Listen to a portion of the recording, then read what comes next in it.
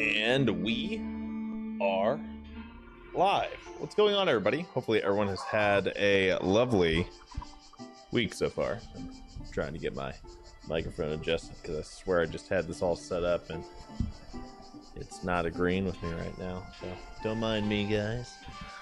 We're running into a little bit of technical difficulties right now, but not too bad. So yeah, today is Thursday, right? And we're gonna be playing some Wartales.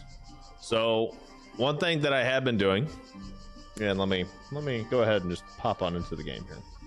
So one thing that we have been working on, and by we I mean me, one thing I've been working on, right, is I've been trying to grind up some levels. And coincidentally, or rather, last stream, Bruce mentioned that there is a point where you'll start earning unit experience as you level up your professions, and that is based in the trade path. Well, what we did, let me go ahead and just, grab all these points real quick. But what I did is I essentially did a bunch of grinding for trade PP and whatnot, right? So we're now level 9 in trading craftsmanship. Ooh, that gives us 8% of the points instead of 4%. Nice. So at level 8, we weren't getting a full 8%. We were only getting 4%. So this actually will help us level up quicker, right? We now have level 9 trade and craftsmanship, and I'm assuming every time we level up at this point, it's actually going to increase that that threshold marker, right? But essentially what we're going to do is we're just going to go ahead and, just grab something that's going to help us out a little bit here. I don't know. Let's go ahead and do that. Why not? But the easiest way, and real quick, just in case anyone's joining in, they want to know how to quickly level up trade and craftsmanship. The quickest way to level up trade and craftsmanship, honestly, is to already be level 4, and then you can bank your people away in trade posts, right? But Clydian, what if we don't have it already at level 4? Okay, then it'll gradually level up as you pay wages, or as you craft items, or as you pay wages and rest and not have to pay wages, right? And you're actually meeting everything on time. Or if you do trade missions. I don't do trade missions. I've only ever done one trade mission. Or if you buy a bunch of items at discount, right? Like these are the low level ones that you'll be getting. And let's say you hit level 4 and you got a trade post. Cool. Park some people into the trade post and just sit there. And as you rest multiple times, you're paying your wages, right? And that's essentially how you're doing that. And if you're crafting while you're doing that, well, then you start getting, prolific craftsman and gourmet and all this other stuff, right? Or versatile craftsman is how you gain 10 profession levels. And if you happen to have the Tavern Opens DLC, which is basically easy mode for trading craftsmanship, you just park all your companions into your tavern instead of parking them into a trading post. And then essentially they gain a ton of profession experience. And then, so I've gained 90 profession levels at this point. That is what this means. I've completed this 9 times, gained 10 profession levels. I've completed it 9 times. So that's 90 profession levels. I've technically gotten 96 profession levels. So yeah, kind of wonky, right? But that's essentially what I've been doing. And speaking of which, let's go ahead and just go to the tavern real quick. Here's our lovely tavern. I'm just going to go ahead and grab all of our people, and whether or not they are fully trained the way that I wanted them to be, but I'll worry about that some other time. And I even put my horses in here. Yes. So the cool thing is when they're just unassigned at the tavern, they get paid in copper and not with your actual gold. So or with your crowns, right?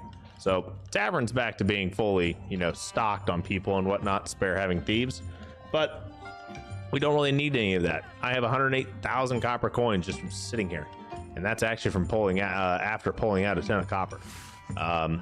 And what I did before I started this is I actually withdrew like 80,000 copper coins directly without even trying to wait and min-max it or anything like that.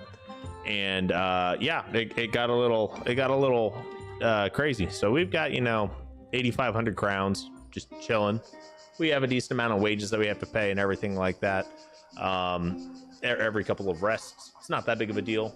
But honestly, yeah, it's kind of where we're at right now. And all things considered, we're doing okay. But what we're gonna end up doing here for this stream is we need to level up. Okay, we need to level up quite a bit. And in order for us to be able to finish all the missions that we have, right, is we really just need to level up like super quick. And we're not going to necessarily be able to do that on this stream. So what I'm going to do instead is we're going to go to Tiltren. There's a ton of what is going on here? Why are there so what? Okay, I actually have no idea what all this is from. I have no idea why there's so many of these guys here. But there's only 4 of them. And because there's only 4 of them and they're all... But they're level 8. They're all level 8 and we're only level 5. What? Why are they all level 8? And why are they all right here? What is going on? This actually makes no sense to me. Because there was like an entire line of them. And I understand that they're marked as not that hard to kill. But these guys are level 8. And that's kind of spooky still. Like these guys are... They're going to do some damage, right? Well, I get... yeah, they are going to hurt. These guys are going to hurt. Okay, do we have anyone that's actually like pretty high level? We have level 6, level 5, level 5, level 5, and level 6. So I have 2 level 6s and quite a few level 5s. All right, that's not good, but I think we'll be okay. I think I can take on 4 level 8s, but this is still going to be kind of spooky, and I don't like this at all, actually. But I think we'll be all right. So, and we're about to find out, right? First things first, I need to get Sophia to where she can get a hold of the ringleader, and I don't think she can. Theotes may be able to. Nope. No, he can't. That's not good. That's not good. Arnius. No, you're not. You're not fast enough either, huh? What if I move Theotes right here? How far can you move? He can get a hold of him. Of at least the poacher. Oh boy. Guys, I don't like this at all. Why are they so like, why do they have so much why are they level 8? Why? That makes no sense. Like, you guys aren't even from like a contract or anything like that. Is it because I've been just spamming rest inside a town? That doesn't make sense either. I broke the game, which not really surprised about, right? But good lord. Okay, so the Marauder's the spooky one when it comes down to actually bulk, and we don't have anyone that can outright tank him. Yo, what's going on, Max? How you doing? They gave me a code for the original Wartales way back when. Glad they finally implemented the accessibility options I asked them for. Font sizes, thicker, chunkier outlines. Me, bro. The being able to make the highlights thicker was great. What's going on, Soro? How you doing, my man? Okay. I'm a little spooked here. I'm gonna be real. I'm gonna be real here, guys. Wait, Sophia has a run. Okay, so Sophia can get a hold of the... Okay, all right. And then after taking 2 attacks, and then damage dealt to engaged units in combat increased by 30%. And then they become priority targets. Okay. So first things first, we're coming up on this poacher, right? We need to be in defensive stance if we want to have a chance. Okay. We don't need to apply poison stacks. So let's go ahead and just go straight into defensive stance and apply fragility, right? Beautiful. Okay. That one pretty good. My blind ass couldn't see them. I still have the OG accessibility review up. Had to medically retire, but I still did some good in those 11 years. Nice, man. I can't remember when they added in accessibility features. It's definitely been over a year. It's been over 2 years. I'm pretty sure they added it in during either a community update before they did the official launch, or they did it right after the official launch. It has been, I mean, the game released almost 2 years ago at this point, right? Like, it's been a minute. It has been a minute. Okay, Theotes almost killed the poacher, which is good, right? And what I'm going to need to do is we need to get a hold of this leader, because this leader is going to spook me out. It's going to just tweak. I am beyond spooked. I don't know if I should be as scared as I am right now, but I'm freaking out, boys. Okay, 18 damage, and they applied poison. Okay. The poacher is pretty low, and Theotes I'm feeling pretty good about. Okay. Arnius can definitely come up here and get a hold of this hoodlum. Right. And I think we could go ahead and give everyone protection real quick, and that'll help us survive whatever's about to happen. And then this guy's already moved. I think the poacher's going to go next. I'm not too worried about the poacher actually dealing damage, though. So what we're going to do is we're going to come up here, throw some daggers. And we did put some oils on some of our weapons, right? Like some of the really basic ones. And I kind of want to get behind this hoodlum. Yeah, we can at least start getting them low, right?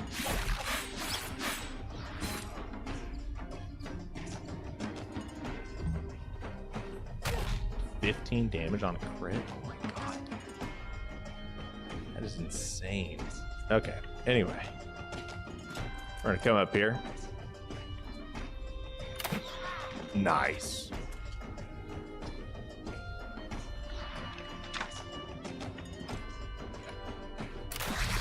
Oh yeah, that's beautiful. I'm honestly surprised we're doing this well. I'm gonna be real, guys. Pretty shocked. Pretty freaking shocked. Let's give everyone brutality.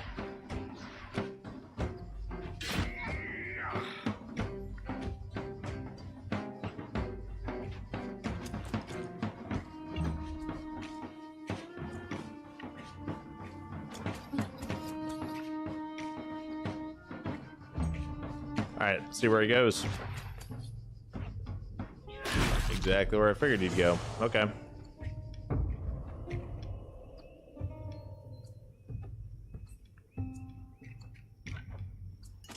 All right. So first things first, we're going to generate a hell of a lot of valor points here. I want this boss guy dead. I want him gone. Oh, we got him taken out, right? Okay.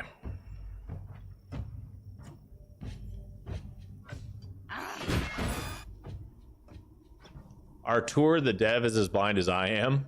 Oh, is he? If you want a similar vibe, not quite the same exactly, keep your eyes on Soul/2. Oh, Soul/2, it's coming along so well. And I got big boy UI and fonts before I even asked. It was near the first DLC. The fonts were at least. The chunkier outlines and colors were new to me. Okay. I'll have to take a look at Soul/. I believe it's actually on my wish list on Steam, but I will take a look at it. I love how chunky the sound design is. When you smack the soul out of someone, you feel it. I like to feel my things in my the moves in my chest, right? The one thing that I will say, like sound design wise, there's a couple of games out there that actually have excellent sound for like finishing moves and whatnot. And I don't think I've ever had a game make me almost sick to my stomach from like a death rattle from something beyond Battle Brothers, because there are a couple of like sucking or like gasping chest wounds sounds that they've got in there, and oh, that's pretty good.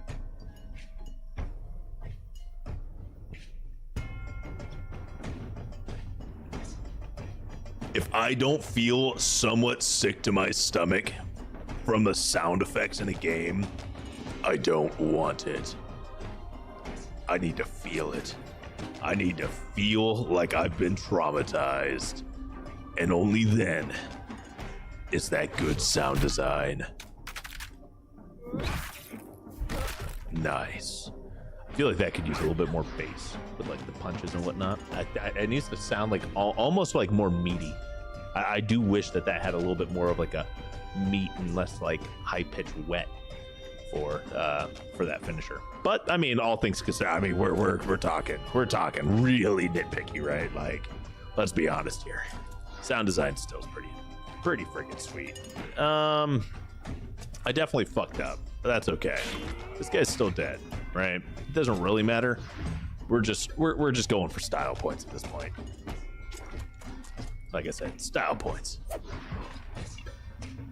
Battle Brothers has amazing sound design. Just wish it was better at it. It's basically baby's first Battle Brothers. I'm working up to Battle Brothers, bro. Let me tell you, Battle Brothers. So there's a couple of content creators out there, right? That make content around Battle Brothers, and I remember when they first started streaming on Twitch, because, and I don't want to sound like a hipster here, guys, but back when I first started streaming on Twitch, Battle Brothers had no viewers. It was such a niche game, and not very many people knew about it, right? And I streamed on Twitch starting in like 2018, so it's been a minute, right? And obviously I'm not a very good streamer, otherwise it'd be bigger or whatever, right? We can get past that part of the conversation. But I remember some weird sins, right? And he really started like digging into it on Twitch, and there was another guy that wrote out a lot of Battle Brothers like strategy guides on Steam.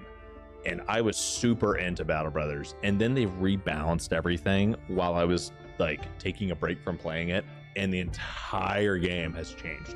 Like, it used to be so easy back in the day, back when they first like introduced Lindworms, which was like, it wasn't even 2020. Shoot, that was probably 2019.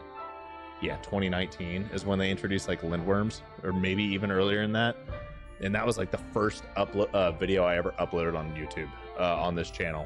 I was like, hell yeah, guys, here's a guide on how to kill Lindworms. You can't find that. I'm pretty sure I deleted the video because it was terrible. It was absolute trash. And then on top of that, it's outdated, and you can't even beat Lindworms the same way anymore. So yeah, but it was pretty dope. Battle Brothers is definitely something that I love. And I will probably start making content on Battle Brothers again. I have to relearn the game though, because they have changed so much about it. But core strat wise and everything like that, still pretty much there. So I'll probably actually do like an easy playthrough just to ease my way into it. And I'll probably do like a live stream series or something like that for easy, and just walk people through it. And if you guys want to see me blunder my way through it, then that's fine. And if you don't, and you want to see expert, low income starting out with like a lone wolf strategy, then you're gonna have to give me a bit, because I'm not prepared for that. Like, let's be honest here. Might come back. Let's see here. Battle Brothers and Conquest of Elysium, Dominions, aka Illwinter games, are the goal for you. I love those games. I'm absolutely awful at them. Gotcha. I might come back to streaming. Had to retire from that too, but my doctor said I could come back to that someday. Aneurysm scares are no joke. My orders are zero stress. Ego retired. Bro. Oh, ergo retired. Bro, dude. Aneurysms ain't nothing to mess with, my guy. Gotta crawl before you can walk. Yes, 100%. All right, let's go ahead and, bro, why are there so many here? I don't get it. Why are you here? Like, what did I do to piss everyone off? Why are there so many poachers? Like little bitty bands too. There's only like 4 of them. It makes no sense to me, and I only got like 11 experience from that. I was kind of hoping to get more experience at least, right? Because they're level 8. It's not like, you know. I just know this year. Man. Okay, hold up. How many raw materials do we have? Do we have a decent amount for me stockpiling? Or do I even have any? I don't have any. Let's go to the travel post. I should have some banked, right? Oh yeah, I definitely do here. Okay, so let's set back out. But why is Vertrue suddenly spooky here? Oh, okay, so these guys are level 5. We can definitely handle this. And then when we sleep and whatnot, let's grab the boost for combat experience, right? But I'm still kind of shocked that we had 4 level 8s. That's how you know you're popular? Homie, if this is what it means to be popular, I don't want any part of it. I mean, the fight was definitely doable, but I didn't want to take any damage because I knew if they hit me, it was going to hurt. We had a freaking archer punching me for 15 damage. Like, that's a lot. Okay, I'm actually hating this battle formation. I'm gonna be real here. I am very much not a fan of this. Okay. So we have a little bit of time. So what I'm going to do is I'm going to move Arnius over here, right? We're going to hit him from the side, and then we're going to take Ventileus. Ventileus should...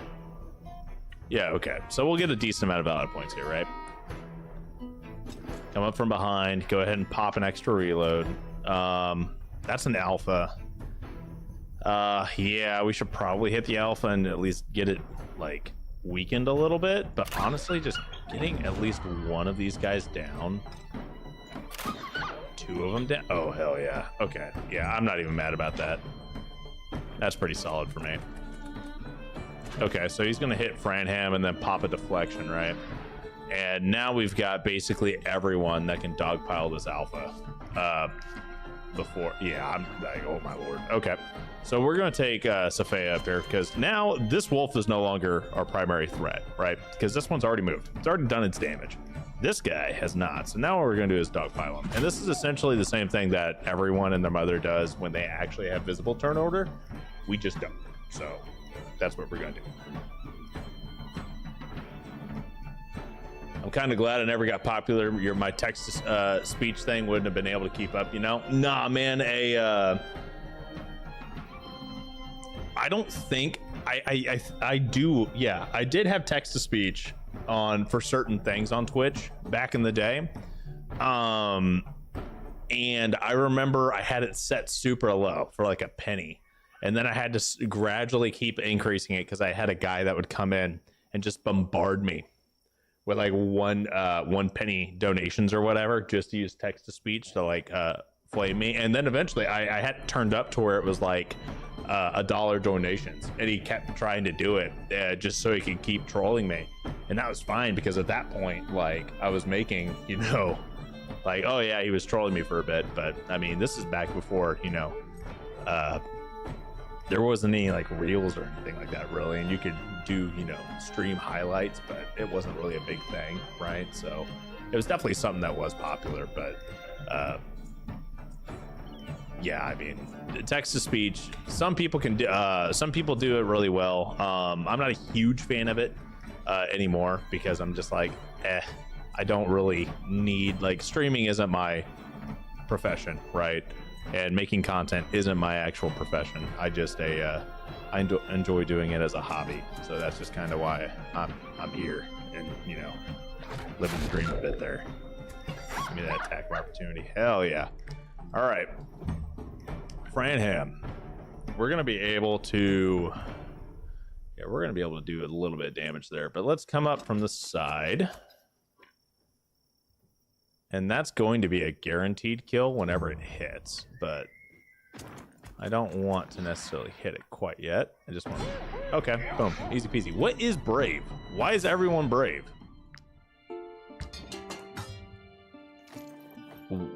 Where are we getting brave from? Okay. We have time right now.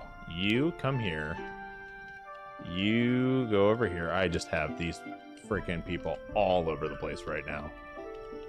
You're a journeyman. Oh, you're actually kind of close to being done, so I'll just keep you there, I guess. You're up here. You're down here. You're You're staying there. You are, yeah, screw it. We'll put everybody on the campfire and make everyone happy. So swift progress, experience gained in combat increased by 30%. We'll definitely be able to pop that. And what we can do, right, is well fed gives us preparedness, and we can probably do that. Yeah, let's go ahead and do well fed on top of like some grapes or some shit. And since we're not doing alcohol, we're gonna get upset, but I'm trying to get rid of alcoholic here. And we should be set. All right, Vinileus, what you got? Yeah, go ahead and teach. See if anyone else actually gets some decent experience here. Okay, so now we're in the Vertruse province still, right? And what level are you guys? You guys are all level 8 as well. Once again, 4. Why? This just doesn't make sense to me. And I forgot to do the XP bonus as well again. But all right, well, let's see how this works, right? I don't think this is actually going to be worth doing for every single one of these fights. I'm gonna be real here. Like, I just don't, I don't foresee this going well for us over and over again. Yeah.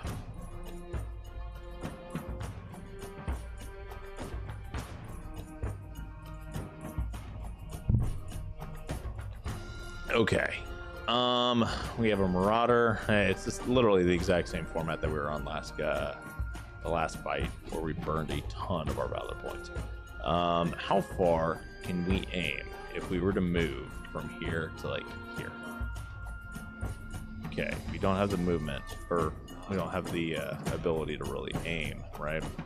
But we can go from here and then move up here and do a decent amount of damage.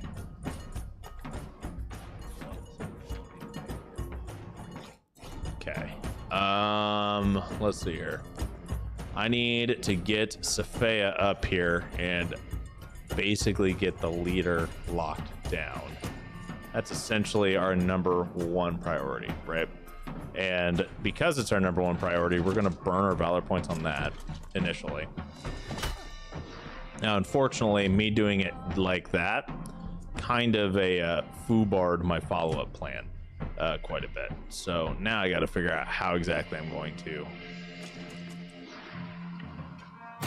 get the damage output that I was hoping to get out of Vinileus without accidentally shooting someone that I don't want to shoot.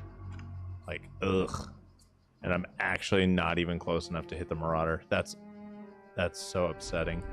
And this is only the range of the next attack too. Ooh, that's rough. 25% chance of hitting Saphea. You know, we're gonna risk it. Nice. We're gonna risk it again. Also nice. Okay, I mean, I'll take it, right? That's not good.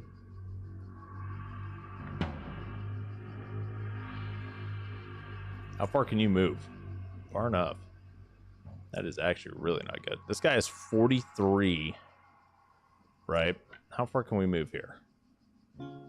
We might be able to kill him using Osbius, but it's going to be kind of rough. I don't think we have anyone else that's going to be close enough. I think we have to use Osbius and pray. So that's exactly what we're going to do. We're going to use Osbius. We're going to come right up to him. Throw a knife, right? Take a step back. Actually, we're going to take quite a few steps. 11 damage. Another 11 damage. Throw a knife.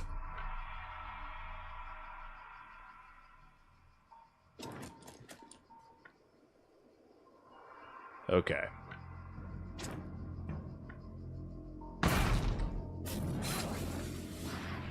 All right, this guy is at 6 HP, so he is going to die. Only problem is as well, he isn't going to die immediately, right?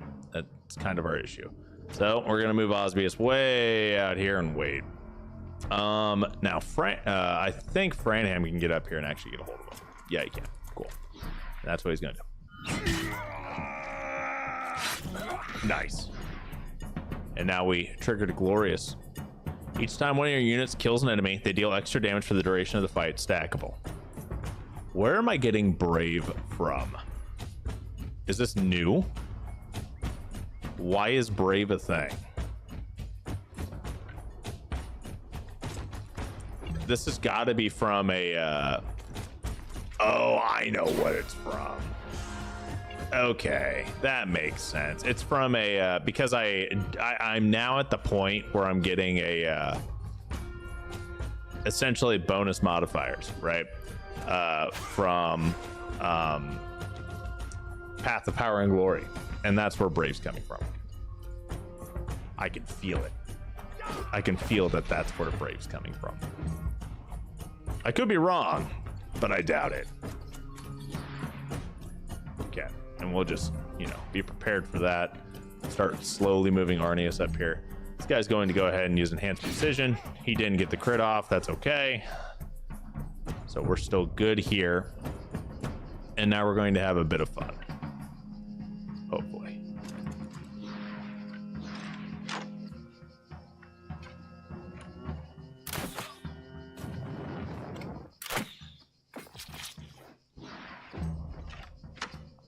Okay. Arnius is not quite fast enough to get up here. We have a decent amount of damage.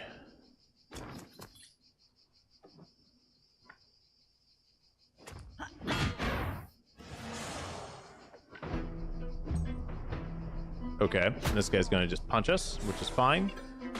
All right, we have one turn to either kill this guy or take out the hoodlum, or maybe both. Realistically, it's going to be the hoodlum's turn. It could be the marauder though, and if it is the marauder, that's going to kind of hurt. So what we're going to do is we're going to, you know, get kind of lucky. Yo, what's going on, Sean? How you doing, my man? All right. You know what? I'm feeling lucky.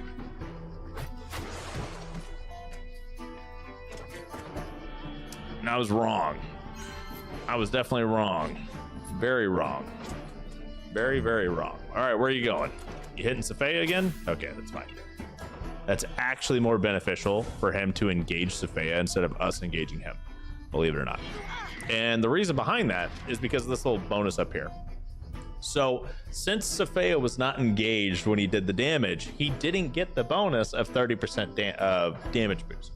Now, if he was already engaged with Safea, he would have dealt 30% more damage. Funny how that works, right? All right, and now we're just gonna take Safea. We're gonna come up from behind, just go bonk. Mace go bonk. Arnius gonna come on over here. And Osbius doesn't quite have enough movement speed to get us to where we need to go, right? That's okay, because we're just gonna take Franham. We don't want to be that close, actually. Go right here. Nice. Give everyone Fury. That way we know that that this last hit's really gonna hit home, right? And I want Ventileus to get the kill, just cause. Level 8 Poacher, goodbye. I'm doing good, I'm doing good. Thanks for asking, Sean. All right, we're going to go ahead and loot, repair everybody. And we have plenty of time here. Let's go ahead. We're going to grab Swift Progress. Even though I feel like this is so dumb, I really don't want to just continuously take out these level 8 guys. Like, look at all these level 8 like, these are all level 8 groups. All of them. Why is there 1, 2, 3, 4, 5? We've already taken out 2. Why were there 6? Is there going to be more on the road? You know, hindsight, probably shouldn't have activated that XP modifier if I wasn't going to, like, you know, use it right away. But hey, whatever. Butt Stallion, now level 6. Let's go ahead and put some points into a Constitution there. Okay, we are currently in Tiltren, right? There are a couple of missions over here, but more importantly, the black market for Tiltren is right where it's kind of near where we're at, right? And that's kind of where we're going here. I kind of want to explore some of these pits for the time being. That's kind of my goal here. These guys surely shouldn't be that hard of a... Oh yeah, they're level 1. This is gonna be super quick. Never seen that before. I haven't either. And they're like max level for a Virtus too, and they out level all of my guys. Like none of my guys are that high of a level whatsoever. Okay, this is actually going to be very interesting. I want to see how this goes. Osbius, do things. Damn. Okay. Okay. Okay. What if we do? What if we do this, Osbius? Can you get double kill? No. You're gonna throw a knife? Nice. You got twofer. Cool.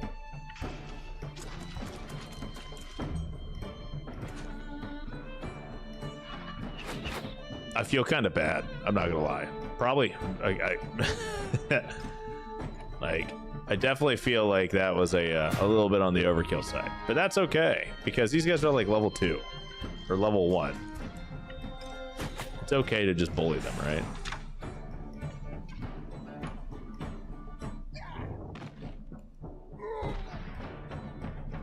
Yeah, we can let them flee. I don't know how much experience we're gonna get here. We got 10. We got, oh, it's influence. It's 30 experience. I wasn't paying. Oh my god, I was looking at the wrong thing. How much experience were we getting for those level 8 fights? We were only getting 11 influence, but I wasn't paying attention to experience.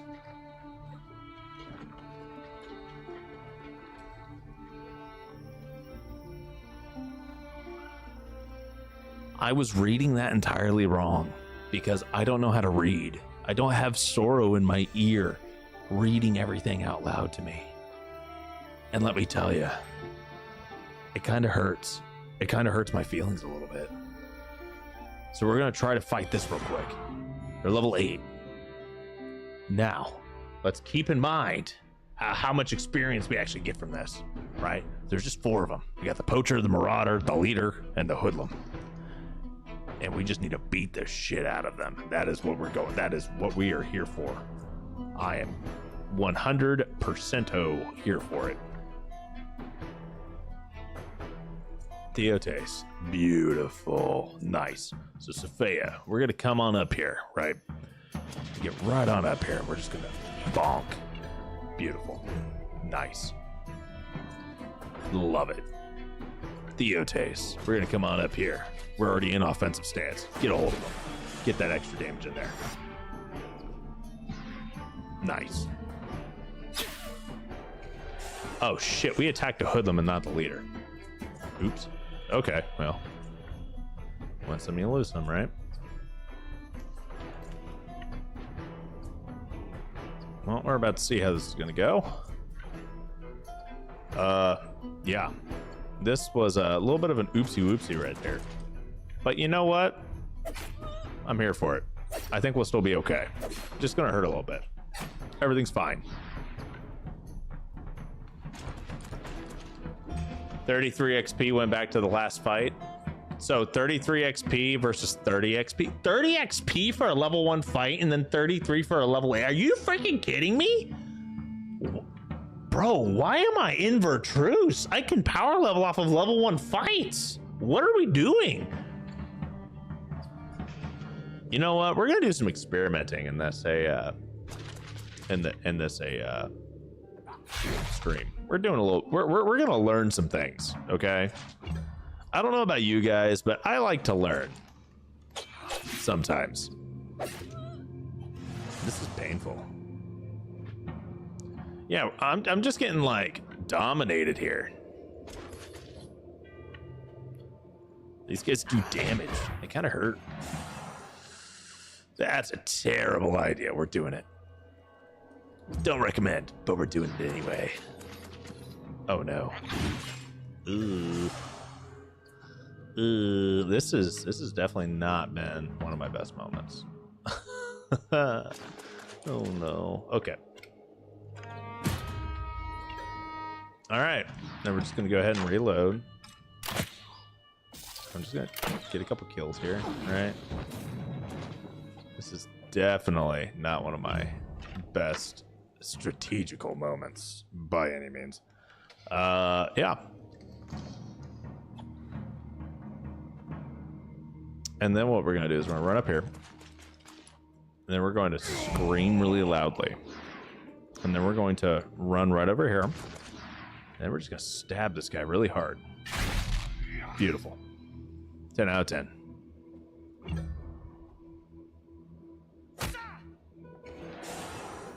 Okay, so here's the problem.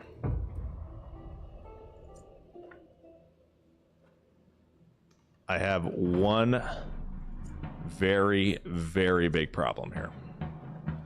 And it's that I don't want to kill Sophia, but I also don't want this guy to get a free turn. But it could also be the Marauder. Like, I just don't know who's going next, right? And that really is ultimately my problem. Osbius, do you do enough? No, you don't. Ventilaeus is honestly my safest bet. I hate to say it, but he really is. I need to kill the leader before he moves. Okay. It wasn't the leader. The leader was not the one. Don't be the Marauder. Oh, cool. It's the poacher. Beautiful. Yo, what's going on, Bruce? I had to watch the beginning of the stream to catch up. Should have known you would have figured out a way to cheese profession experience.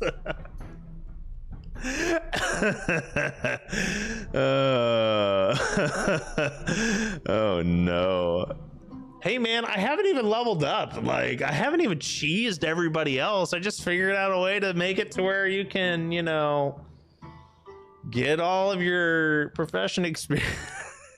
It's quite easy, actually. It's if you use the tavern opens, everything's basically free.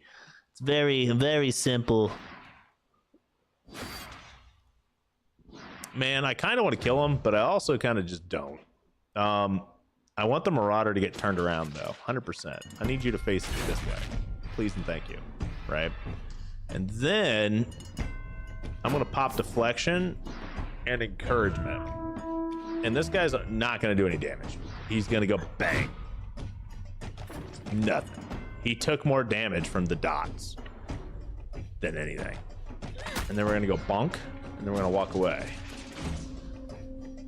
And then we're going to go other bonk. Well, that's more of a stab. But yeah, the Tavern is the most OP unit in the game. Straight up. Tavern's OP. If anyone is... Okay, so anyone out there, right? Any of you guys.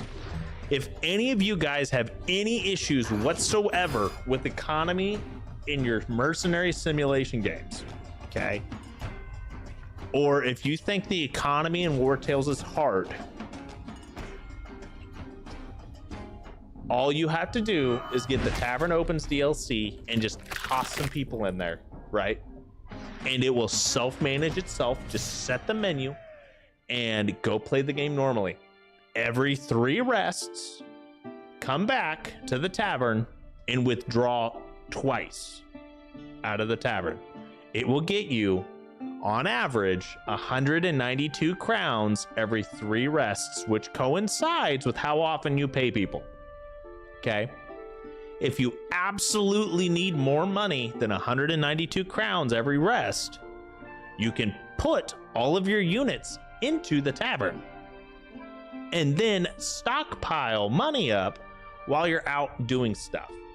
But 100 and some, so 49 experience points is how much we're getting. Okay. So a difference of 19 experience points. And that is kind of still like a little bit on the painful side, right? But hey, we did get a level. Theotes leveled up to level 6, which I'm okay with. We're gonna put a point. We're gonna bump up some willpower here. I've already lost 2 units, guys. Like I need to chill on losing units until we get to a better spot, right? That's at least my current thought process. It's bound to change. It'll change before the end of the stream, I guarantee you. But yeah, so as I was saying, and then on top of that, in the tavern, you get your specialty items. You see this cheesy macaron here? You see that thing that pops up right here? That's free food. It's 14 hunger. 14. Shit, that's over half of my food gets sent to me. So I don't even have to freaking feed people. And if you put everyone away and just go to 1, you could sit inside a tavern. Not your tavern, but like a bar, right? Like a pub, wherever you go to get your contracts. You can sit there and pay them like 5 crowns a night. Or remind you, 3 rests. Every 3 rests gives you the ability to withdraw money out of, for a 100 to 100 ratio out of the tavern. So you're making 192 crowns every 3 rests, and you're spending like 5 crowns per rest, and then paying yourself, which is like another 30 or 40 crowns. So you're spending about 65 crowns to make 192. Plus, you're not even using food, and you're generating your specialty things that you can sell for like an extra 20 or 30 crowns a pop. Yeah, no, the tavern DLC is dumb. It's stupid. It's definitely not balanced whatsoever. I'm on extreme difficulty, and this was kicking my ass when it came down to managing my economy. The first time I was playing it, I started off with level 15 units and wasn't making any money. So I mean, that's kind of my fault, right? But the economy's not an issue whatsoever with this DLC. And if you guys have any issues with economy management in Wartales, get the Tavern Opens DLC and just figure it out. Like, it's really not that hard. Just do it. It'll be easy. Promise.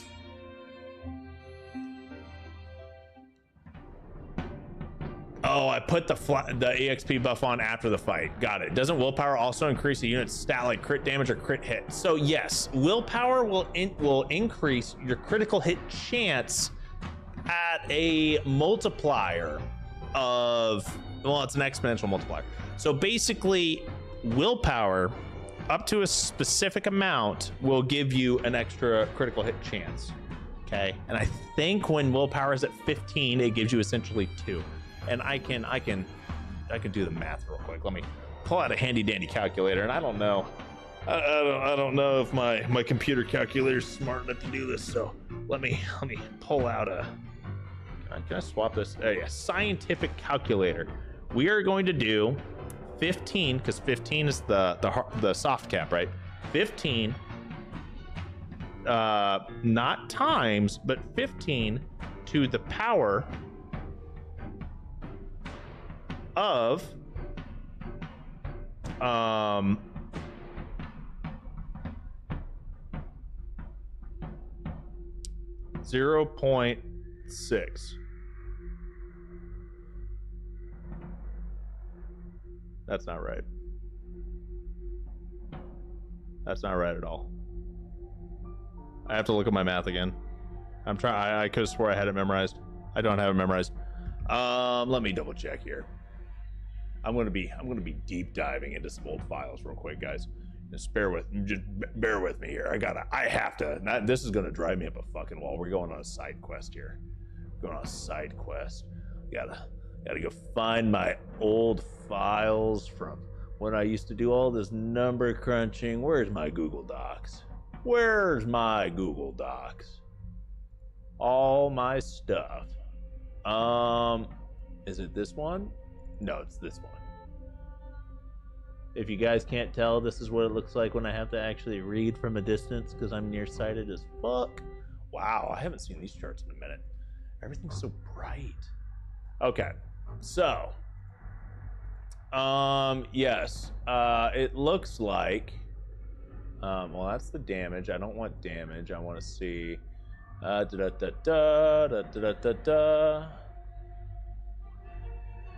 yeah, okay, so dex to the power of 0.06.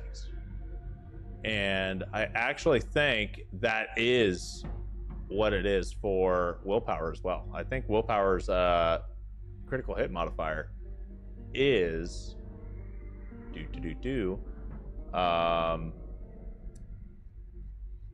raw character growth stats. Let's check. Willpower of 10. Okay. Critical hit chance of 3 with a willpower of 10 and 4 dex. I don't know.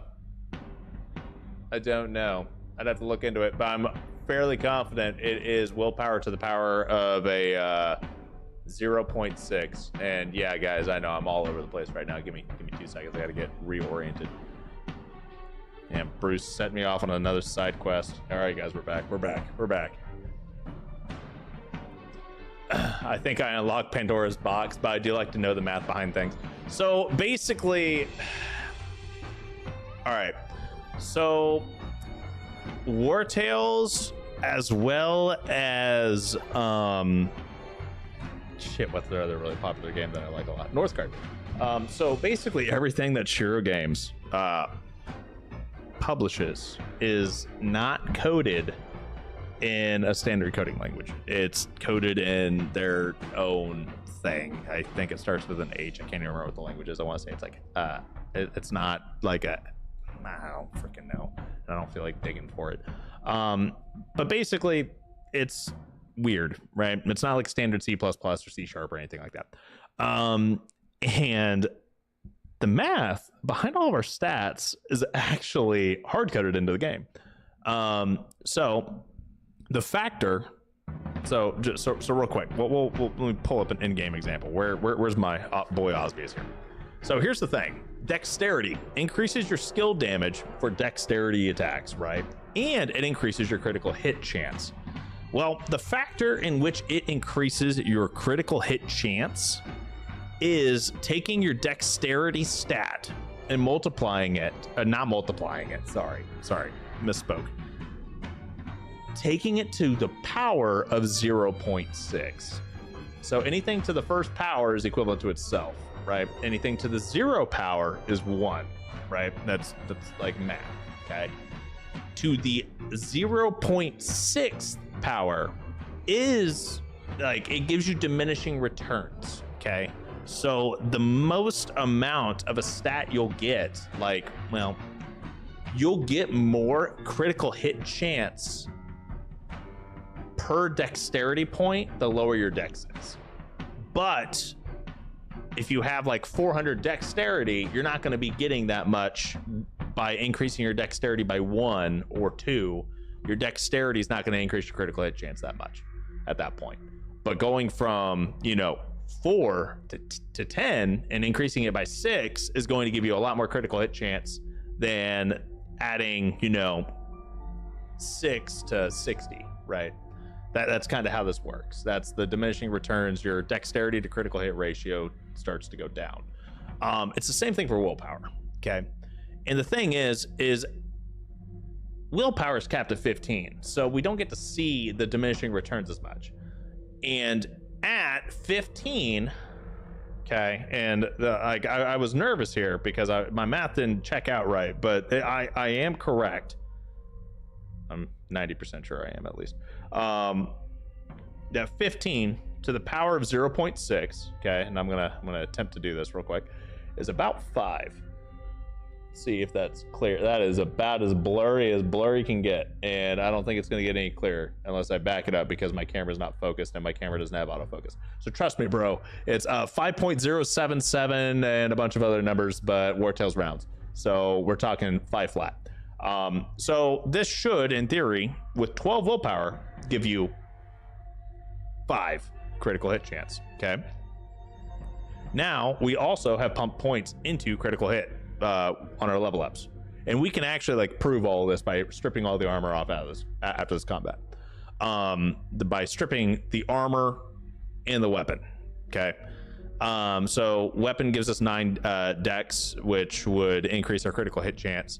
And then we have an extra 3% critical hit chance from the Ringleader's Tabard, right? We don't have anything from the Ghost Headband. So 3% here, we have 9, and 9 dex gives us 9 to the power of 0.06. No, not 0.06. That's 9 to the power of 0.6 is 3.73. So roughly 4. So 4 plus 3 is going to be 7. And we're saying that we're getting 5 from willpower, right? So we're roughly getting 12 total between the dagger, our armor, and our willpower. And that's not counting our base dexterity stat. If we're going to take our, instead of just having a dagger and we want to count an entire dex stat whatsoever, right? We'll do 20 to the power of 0.6. And that's 6. So 6 plus 3 is 9, plus another 5 is 14. We take critical hit, which is 35, minus 14, we're at 21.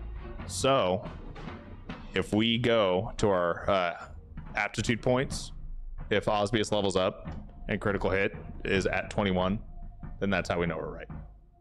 That's the proof, right? So someone bookmark this and we can check the math, but I'm fairly confident 21 does sound right because I've been pumping the shit out of critical hit and he's only level 6. Right? But yeah. And if we're off by 1, then it's probably a rounding error on my part because I'm doing quick head math. So, sorry. I had like a bunch of fucking spreadsheets when I had to do all this math like 2 years ago, during like right before official launch or something like that. So, yeah. And knowing Shiro games, they have not changed any of the hard-coded math. Like, that's why everything's so exponential. That's why putting points into critical hit is better than putting it into strength or dex or anything like that. Yeah. Anyway, that was a really fucking long tangent. Okay, so we've got plague infected outgrowths, we've got a bunch of super weak things, and you know, the brood mother and all the fucking bells and whistles here. I want to do a ton of damage, and I have a ton of, yeah, I really only have single target attacks, right? And that's kind of my issue. So what we need to do is we just need to send it. Let's get some people pretty close together. I want Ventileus to start roughly right here. Okay. Ooh, no, I want him to start here. And what we're going to do is we are going to send these guys forth. Okay, we're going to do some damage as much as we can, at least. And we have our tanks here, and our tanks aren't really going to be super helpful. They're not going to be fast. These guys aren't super fast either, but hey, anything that we can do, right? So Ventileus, we're going to go ahead and generate some valor points first and foremost, and then we're going to pop aim.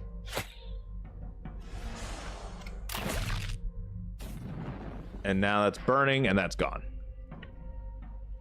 Okay. I am now going to take Ventileus, and we're going to start moving this way.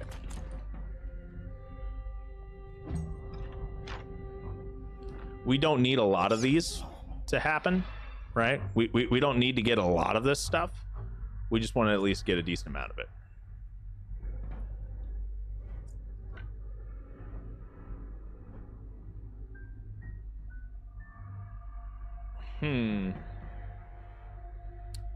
So this is 76, and we're only going to do 31 area of effect damage with feeling. So we got to be a little bit mindful how we're going to do this, right?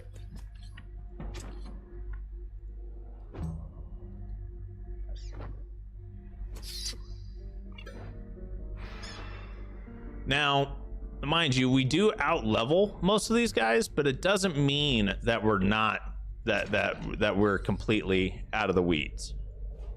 That's one of the big things that you need to remember as we're doing this.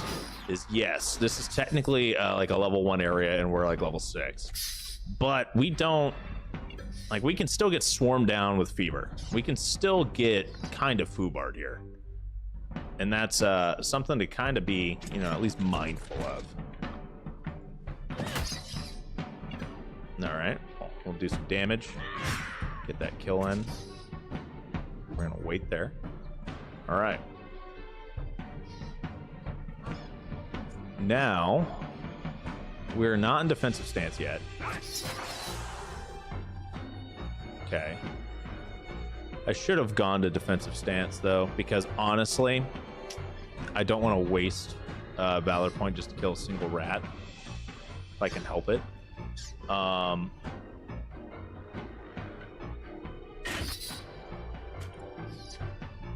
And now we're going to come over here, and we're going to give some fury and rage to some people.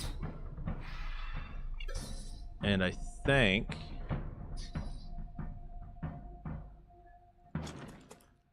we're now going to be able to, you know, get a kill, generate brave, cool, get some extra damage going. I don't think everyone else gets brave. I think it's only the person who gets the kill, right? Yeah, okay. And we could go ahead and just kill this plague rat, which I think we will, just because I don't want to get swarmed down completely. We'll start getting the broodmother at least weakened a little bit. I'm feeling pretty good. I do want to get a hold of a couple of these plague infected crows. I want to actually clear out the entire thing because that's going to help us out quite a bit later on. Holy shit, they just spawned so many. Okay, well, we may not actually do that many, right? I'm not sure if we're going to actually get close enough for us to do all the stuff I want to do with Ventileus, but we're about to find out how close we're going to get here. We will get close enough. All right, let's go ahead and pop a reload. We applied burning. We got a crit. We applied burning and bleed. So that thing will die at the end of that turn. Yes, please. Plague rats, go flock to Phelan en masse. Every time I do nets, I think from the C DLC, Taurus still has nightmares of the rat nests in the sea. Bro, Taurus has had a bad time when I played that last DLC. All right, Taurus was not having a good day. He has had some issues. Okay. How do I want to do this? That will be a kill. And we're gonna go ahead and give everyone else some fury. Generator valor point again. I want to stack all these guys up on top of Phelan. That's what I want. I want them to just get all up in this zone. I want them to be all over him, right? And he's generating valor points while this is going on, which is kind of cool.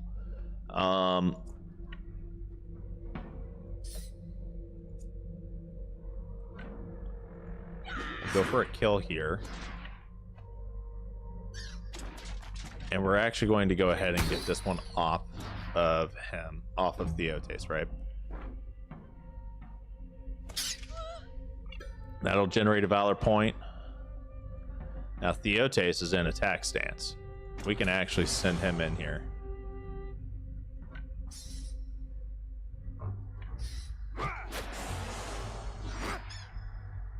Okay. Not as much as I was hoping for, but I mean, I'll take it at this point.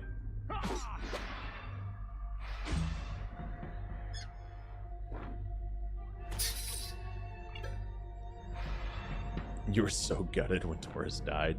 Hey man, it happens, okay? Deaths can happen in Wartales. It may not happen often because the game's not ultimately that hard, right? But deaths do happen. It needs to be something everyone's at least semi-aware of, right? Yes, come down here and attack Arnius. We have a lot of fever stacks. We're not really getting hit too hard, right? But I mean, still, it is happening.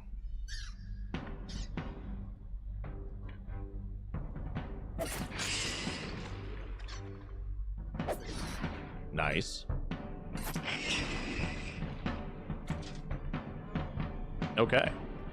And we can just go ahead and wait here. Crack those two. Turn around, take this one out.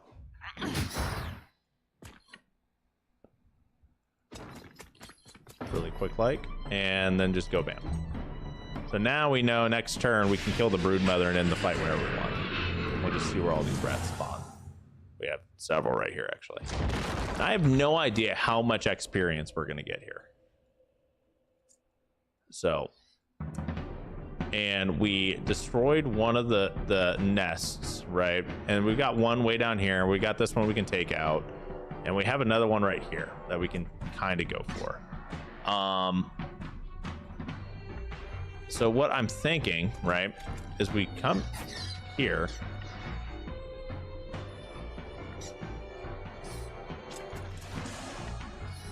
And we go for these three.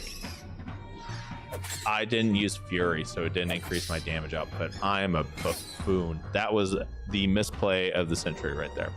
That is terrible, and I should feel bad. Ouch. It's hard to come from Wartales to Battle Brothers where we get an entire party wipe at the easiest difficulty mode. Yes. So Battle Brothers is definitely a game. All right, it's a games game. I do love Battle Brothers though. It is such a good game, but oh my god, will it beat you while you're down? It will freaking gut you while you're down. Absolutely just gut you. Okay, well, what we're gonna do in the meantime, right, is we're in the middle of getting our booty beat ultimately, right? So we're gonna take Franham and we're gonna come over here and at least take out this thing. Okay, and then we're gonna take Phelan.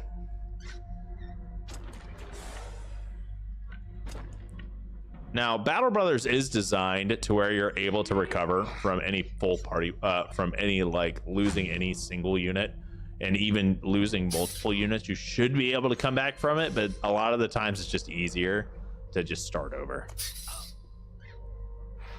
But Battle Brothers is ultimately, I mean, I find it like it's a pretty fun encounter.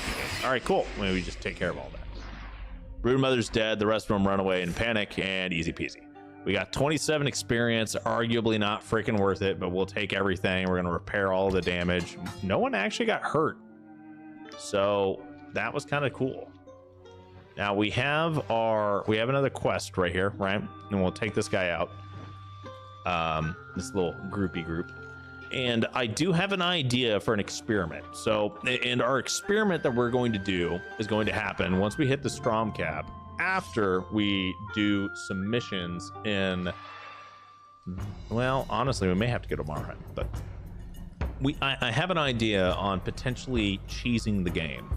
And I know Bruce is going to be pissed because it's cheese, but I'm trying to think of an easier way to grind levels, okay? And that's kind of where I'm coming from. There's a lot of these guys. There's like 6 of them here. Henchman, Raider, Henchman, okay, Henchman, 3 Henchmen, Hamped the Coward, and a Raider. Wow, okay, so that's, all right. I don't even know why I went ahead and boxed everyone into a corner. I don't really need to worry too much about positioning here. I mean, if anything, this positioning may actually be bad for me, but we're sending it, honestly. That's exactly what we're gonna do. How far can you move, homie? You can move up to here. Okay, well, how far can you shoot? Far enough. That is exactly what we're gonna do then. We are going to generate a hell of a lot of Valor points, and you're gonna walk right on up here. We're just gonna go ahead and pop an aim and reload, and we're gonna shoot, okay? And then we're gonna shoot again. Beautiful. 4 stacks of poison. I like it. And then you're gonna take a step back, end the turn. I already don't like the idea, and I haven't even heard it yet. Well, you see, I'm a visual person, so ideally what we're going to what we're gonna do is we're gonna play it by ear. We're gonna wait for me to see if it works first. I think you'll appreciate the idea. I think you will appreciate the idea, if only for a bit. You'll be like, oh well, that was neat for like a quick level up. And then after that, you'll be like, all right, yeah, you need to stop. You need to stop, like, now. And you never know. It actually could potentially just not work. And if it doesn't work, then experiment failed and I tried, but I did not succeed, kind of thing, right? And we're just gonna go bonk here because I just want the kill. Like, I just want this battle to be over. Mystery box, gotcha. We're gonna see if it works, and if it works, it works, and if it doesn't work, well, then it was a failed experiment. Oh well. Oh no. Oh no. You guys are not out of the woods yet. I'm just now getting started. Oh yeah, these guys have a wind up, right? I too have a wind up guy. Phylan's definitely not got what he needs to actually do the thing though. But Franham does, because Franham can like do a quick little sprinty sprint, right? So that's what we're gonna do, is we're gonna do a little sprinty sprint and do a stab. And then we're gonna scream about it. Beautiful. Now, Theotes, you're... I didn't mean to do that, but sure. All right. And now what we're gonna do, right? is I'm gonna take Osbius, and we're just gonna go right here. And then we... Oh yeah. Oh yeah. And we're just gonna throw. Oh yeah. Beautiful. That's so good. And then we're gonna take the kill. Wow, look at that. Took them all out. 26 XP. Works for me. Franham, now level 6. Works for me. And let's go ahead and pump up your willpower real quick. Oh, that reminds me. Osbius. I wanted to check my math. Did we not? We're going to check math real quick. We're going to check some math. Math. Take everything off, right? He's at 24. And he's got +5 from Journeyman Brewer. So he has 19% base value. Okay. I didn't realize that there was a brewer that was giving him 5. So my math's still off a bit. But hey. Oh, he only has 11 willpower.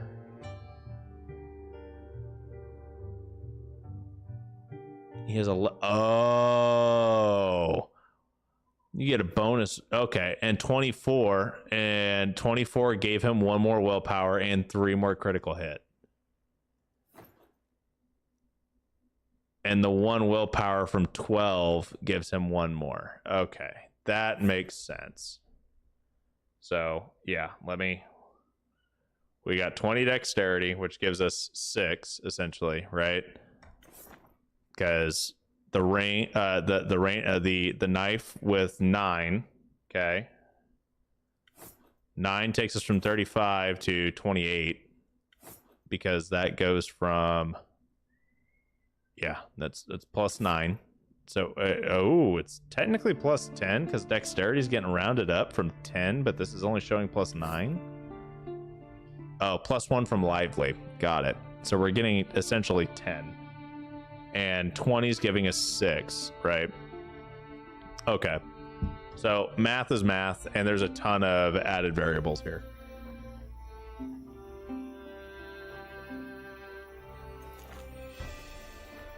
And in a vacuum, I think I'm right, but I may be wrong at this point. Who knows? I sure don't. I swear to God I'm right, but I've been wrong before. Man, that would suck if I did all that math and I was wrong. Then I have to check all the freaking I'm gonna have to check it all again. What's the password? Spalder. Oh yeah, it's all coming together. Okay, so what we're gonna do is oh man, look at that. We have no new things that we can do, but I do know that I want to experiment in the pits. So that's what we're gonna do, is we're gonna fight in these pits, guys. We are going to take care of all of these things, one against many. Now, who would be the best person to fight a lot of units at once? Honestly, Sophia. But wait, what are these traps? All poison areas spread by 2 meters at the end of each round. Okay.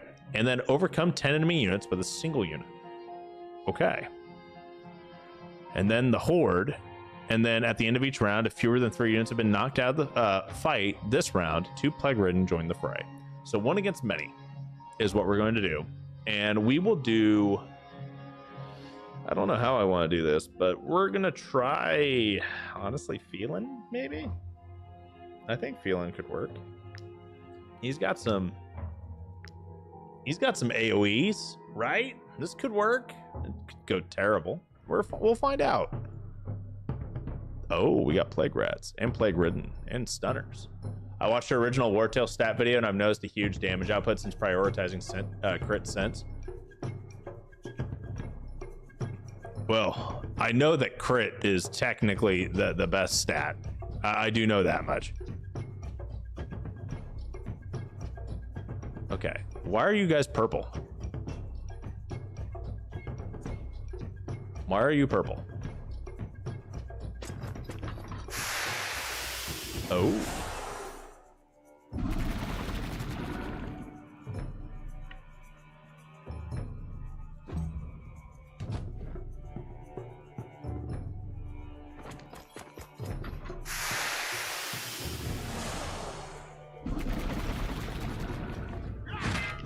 Oh, they're not friendly guys, right? They're kind of against us.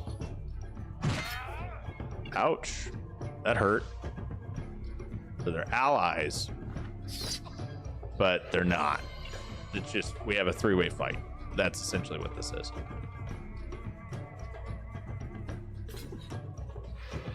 And that guy's gonna heal from all of the poison. Purple units will attack your units and red enemy units are neutral, right?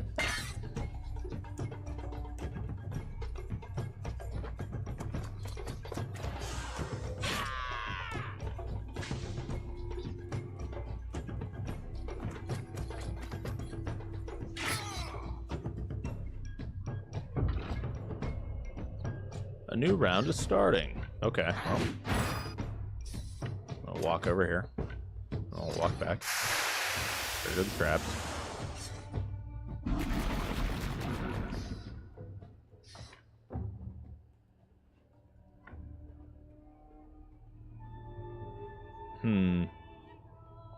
I don't think I'm going to win this one.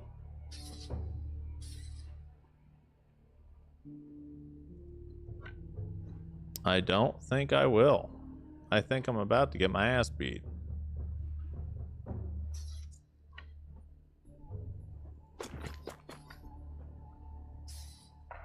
But we'll find out.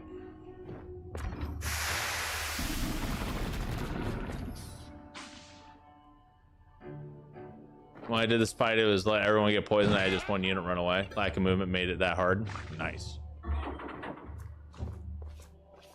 That guy's out of the fight.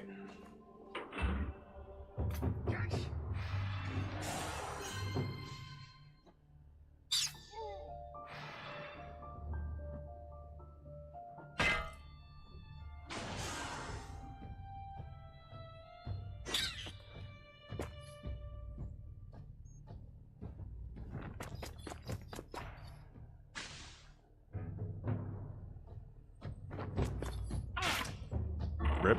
Okay. So honestly, I think the actual person to use for this is Osbius. Nothing to be ashamed of. We're signing up for it, and we're going to do one against many. And instead of feeling, we're going to use Osbius because Osbius is the one that actually has enough movement to get around. I'm feeling pretty good about that. Now that I know what the map's like, feeling pretty confident.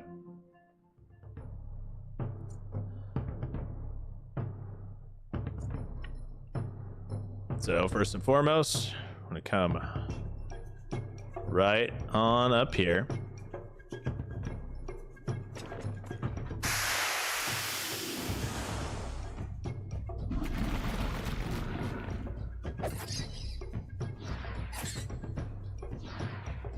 I'm gonna walk all the way back down here.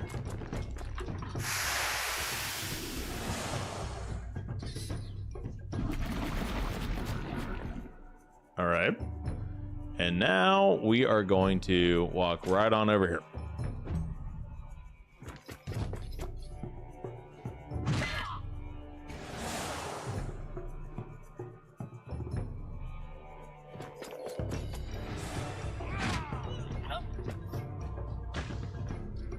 Both of these guys are dead next round.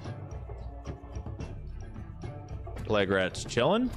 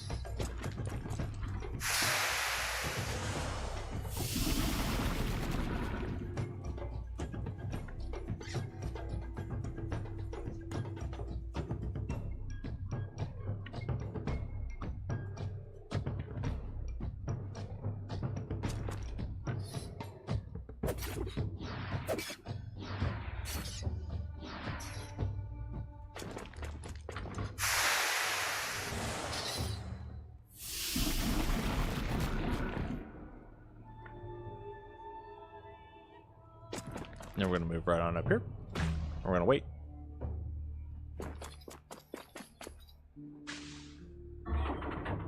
And then this guy's going to be out of combat by the time he gets right about here.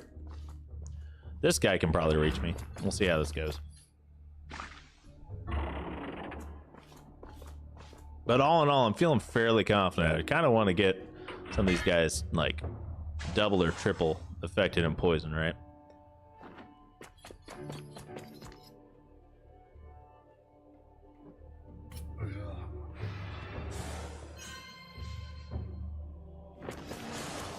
So he's got 6 stacks. Okay, so he's only got 1 round left.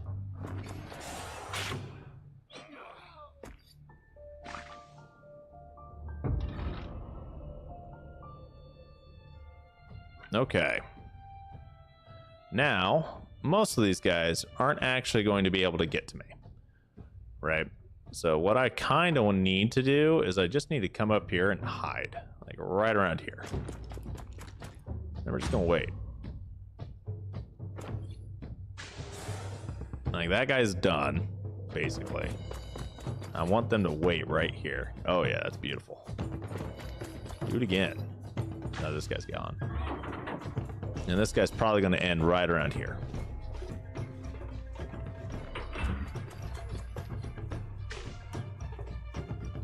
Now what we want to do.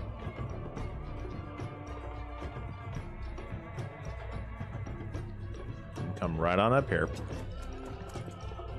Use our little dagger throw. Right. And we're going to come over here. Trigger that. Apply some poison stacks.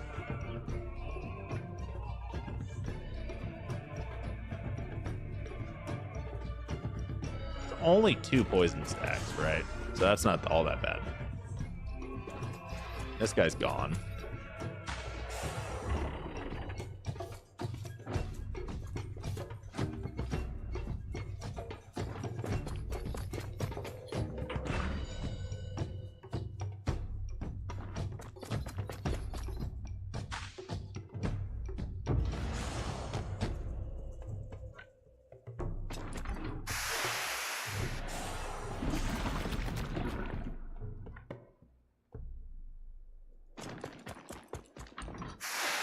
All right, and that should be it for him. And this guy's going to be pretty low. He's not quite out of combat yet, but he will be here shortly. And we're just going to move way on back here and wait. And then he's gone. Okay, that was kind of boring, not gonna lie. Man, oh man, my face kind of ruining some of the moments here. That was an impressive fight. All right, we'll take the fame and we're gonna sign up for another one. The Horde. All poison areas spread by 2, so this is just gonna be a poison-based one. At the end of each round, if fewer than 3 units have been knocked out of fight this round, 2 plague-ridden join the fray.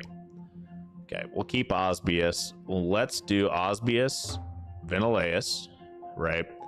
Theotes, and let's do Franham. Why not? Get some movement going. Nicely played. Thanks, Bruce. Thanks, buddy. All right. Deals 20% damage to the health of all units moving through the area and applies 1 fever to them. Caged, plague-ridden. Okay. And then this activates all the poison, right? There's just gonna be a lot of just, yeah, okay.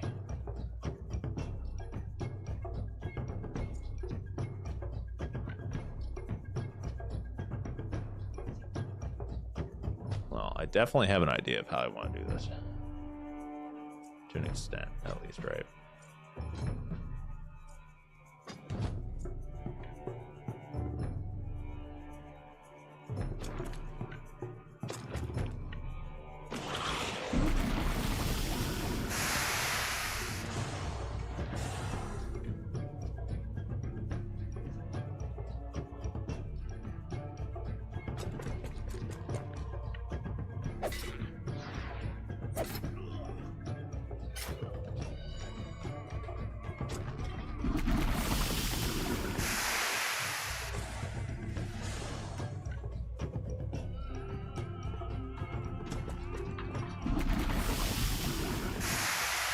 This is definitely something else.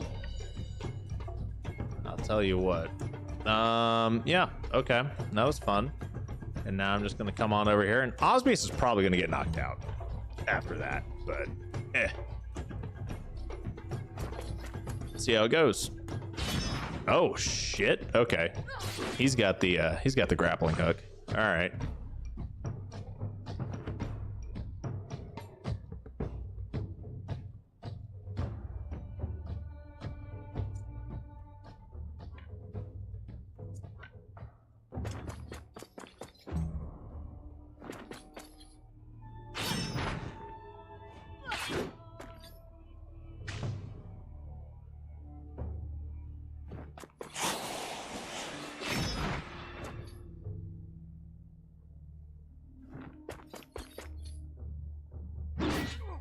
Nope. Osmosis is now out of combat.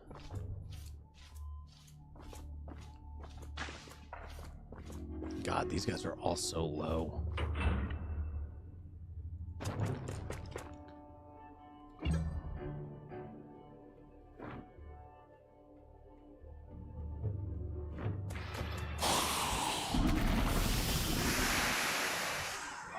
Okay, so he took one of his own guys out and did some damage to his own guy, and now he's out. I liked watching you do the pits. It's a lot more strategic than my brute force method. I mean, thanks. Maybe it's because I'm not good at the game. It's like, oh, hey, we're going to try this differently.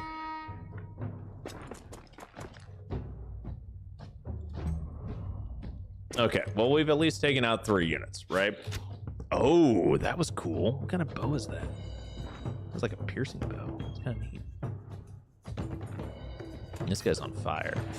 He's applying poison. Nice. Poison spreading. Okay. All right.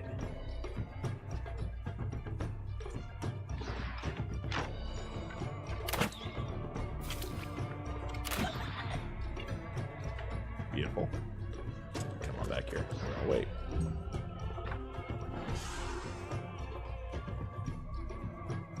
This guy's gonna die. Especially after poisoning his own dude again. Wow, alright. Okay, well, he killed his own guy, and he killed the enemy, and he's out. So we've already got 3 enemies out this round, right?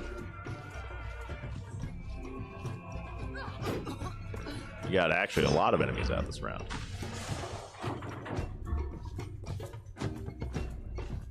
So, now what we need is what we're gonna do is we're gonna scream. We're gonna move right on up here. We're gonna wait. That guy's out. These guys are going to start pushing up, right? And this guy is gonna move up to them. I want to start getting to the point where we're gonna be close enough to at least try to get a hold of these guys. Okay. Plague Ridden's low. Plague Ridden's out. Alright, and now it's just these 2. We're not going to be able to get a hold of these guys whatsoever. Strategy of letting the Plague Ridden heal while locking down enemy units while they die, the slow poison death, is brilliant.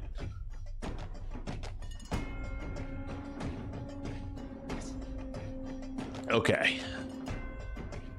We're going to have to fight 2 Plague Ridden getting added in, because we cannot take out 3 units.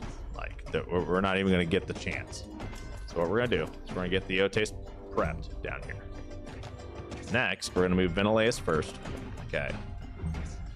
So that we can pull Franham over and make sure that we're, you know, nearby. Go ahead and generate an extra 2 stacks of rage. Wait. These guys are going to run through the poison, and they're going to get all sorts of poison. This guy's gonna have, oh yeah, we got slowed down, fever, a couple extra stacks of poison. We got 2 extra enemy units that are coming in here that are gonna be poisoned. Beautiful. So now what we're gonna do, we'll move Wartales right here, and then we're gonna take this guy out.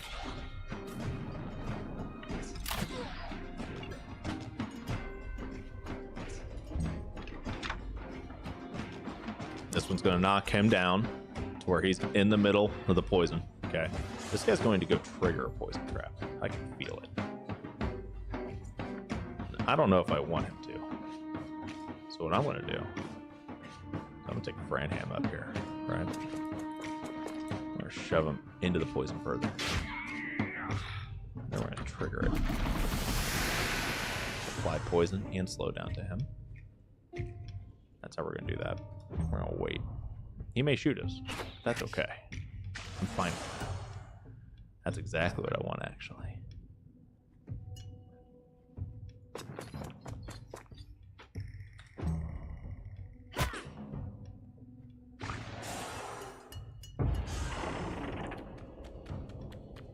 Okay. And now things are going to get a little spooky.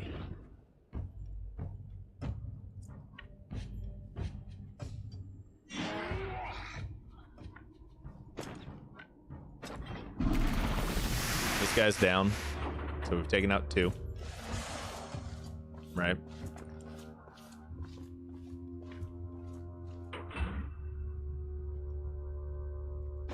Now I want to come over here. I want to scream.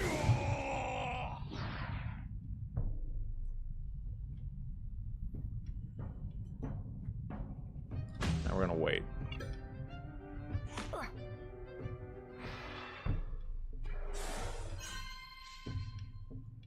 Okay, now Vinaleus is going to come over here. We're going to aim. I want this guy dead. Beautiful. I actually want to start lowering the Plague Ridden. Didn't get it. Plague Ridden wasn't the one that I ended up lowering, which is unfortunate, but that's okay, because we hit our quota of 3. Now Vinaleus is going to wait. Theotes is going to come on in from behind, and that's game. That was an impressive. Osbius now has the trait Brave. Nice. Okay, next one. The fight stops when the Plague Summoner is knocked out. Okay.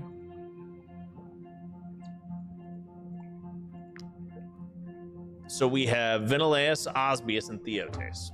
And you know what? We're going to swap out Osbius for Franham. Because we don't have a ton of valor points starting out. Like, we're starting out at 0 valor points because of where we're at, like, thing-wise.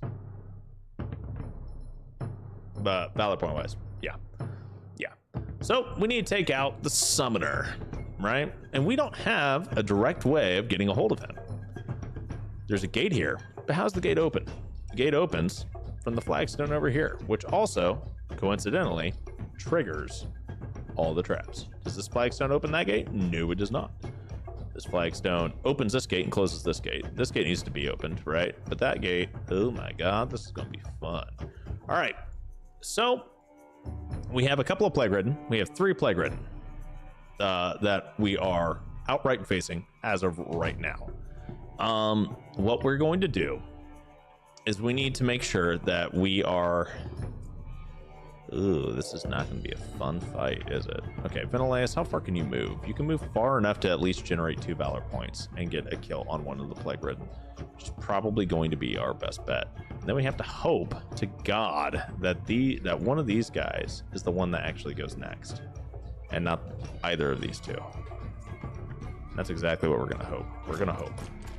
I hope hard, right?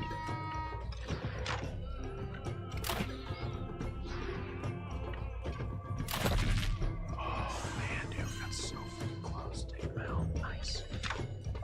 And he goes.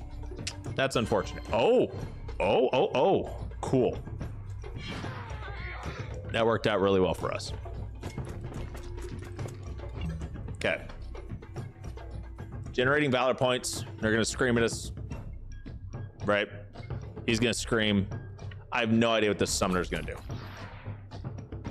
Is he gonna summon more? Probably. Or is he just gonna come to us? He summons more. He summoned 1 more. 2 more? 2 more. Okay. Okay. I mean, all things considered, that's really not that bad. Okay. So, next step. We can definitely take out one or both of these guys with Vinaleus, right?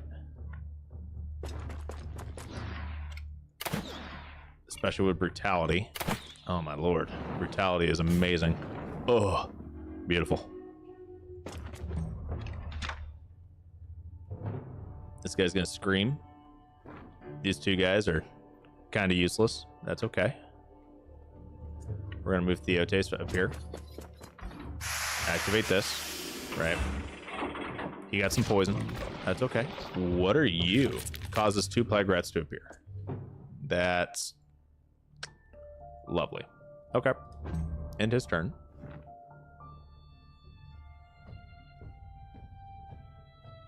This guy cannot come in through this way. At least not from what I'm seeing. Okay. Now what we're going to do is we're going to come over here and we're going to scream. We have to do this slow and methodically, right?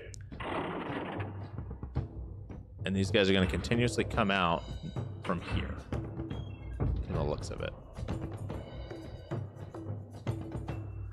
And the way to do this, from what I'm seeing, how far can you move? You cannot move that far. You can. So here's how we're going to do this. We're going to get everyone into this little blob, and then we're going to shut the door, right? We're going to shut the door using this mechanism, which will spawn 2 more plague rats. And that is who we'll take out. We're going to take out these guys, right? We're going to take out all these 4. We're going to keep pushing in. And then we're going to close the door and take out the 2 more. When we close this door, the summoner's going to start coming in. And then we're going to dogpile in here. Reason why we're going for this is because this gate will continuously open. And this gate down here is going to continuously open and letting in new plague ridden. Now, caveat to this is I believe this gate will open and bring in more plague ridden as well. So we need to be mindful of that. Now, Mr. Summoner, are you immune to poison? At the end of their turn, this unit calls 2 plague ridden as reinforcements. This unit cannot be engaged and passes through all units. So no, you are not immune to poison. We can poison you. That means it's going to be, all things considered, probably not that bad. Okay, you. Freaking sweet.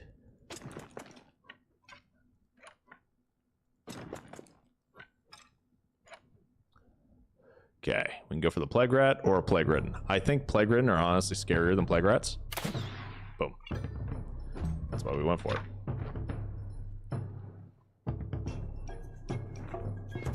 Now, plague rats are still going to be a pain in our ass if we're not careful. And if this does not go smoothly, we're going to be in trouble, right? So, just first and foremost, need to say that. But yeah, I think we'll be okay for the most part.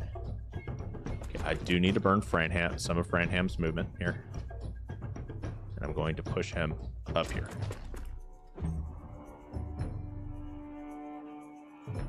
And he's going to summon in a couple more.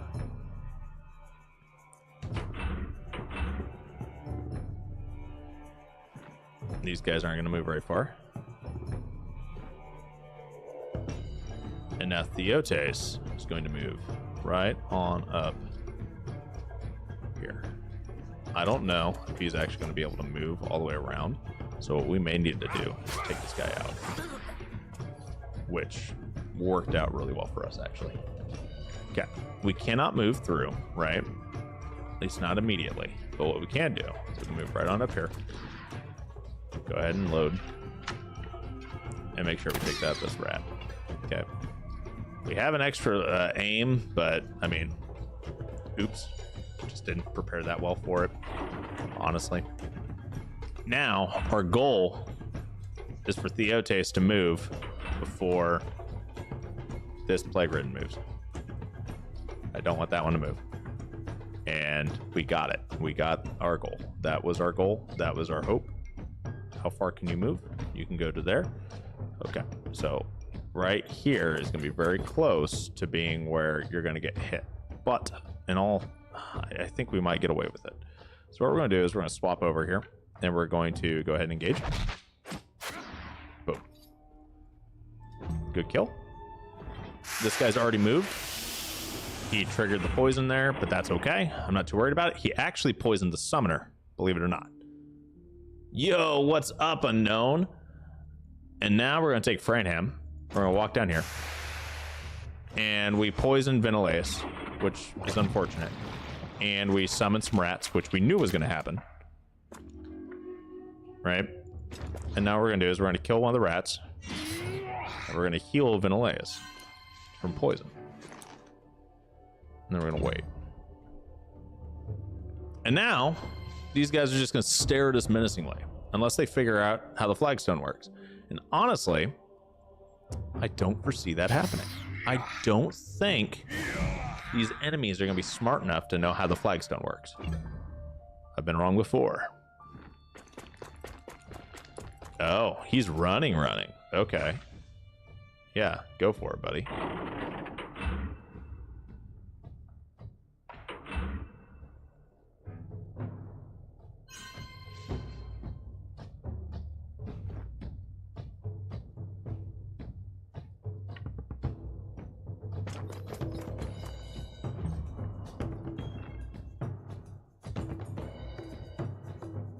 Well, the cool thing is the summoner is poisoned. So technically, we don't have to like wait or anything like that. Like all we have to do is wait at this point. Like we have a timer on this at this point. And he's going to continuously summon more and more units, right? Which isn't actually beneficial for him.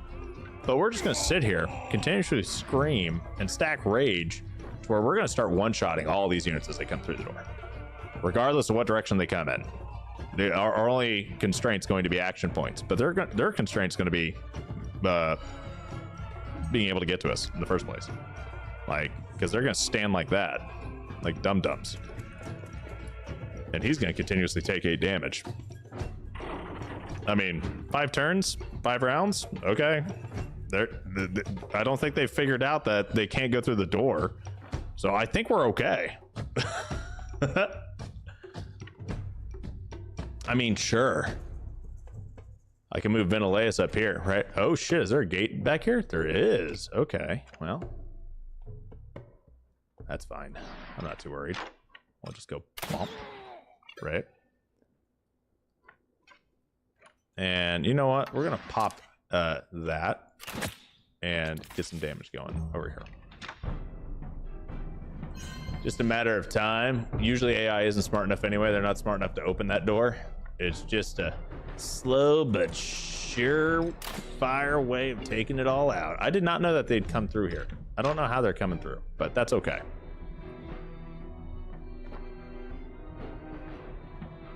I'm just gonna, I mean, this isn't gonna be a super fun and exciting match, but I mean, okay. The guy got hit once, right? Okay. And so none of them spawned in here this time. Okay. And we're just gonna, you know, continuously stack rage. Why not? There is a maxed rage stacks from the looks of it. I have to double check, but it looks like the max is like 50% or something. 10 stacks. Yeah. So we can stack one more time. And now we're at max rage. So 10 stacks of rage is max, which is basically permanent fury, which I'm okay with.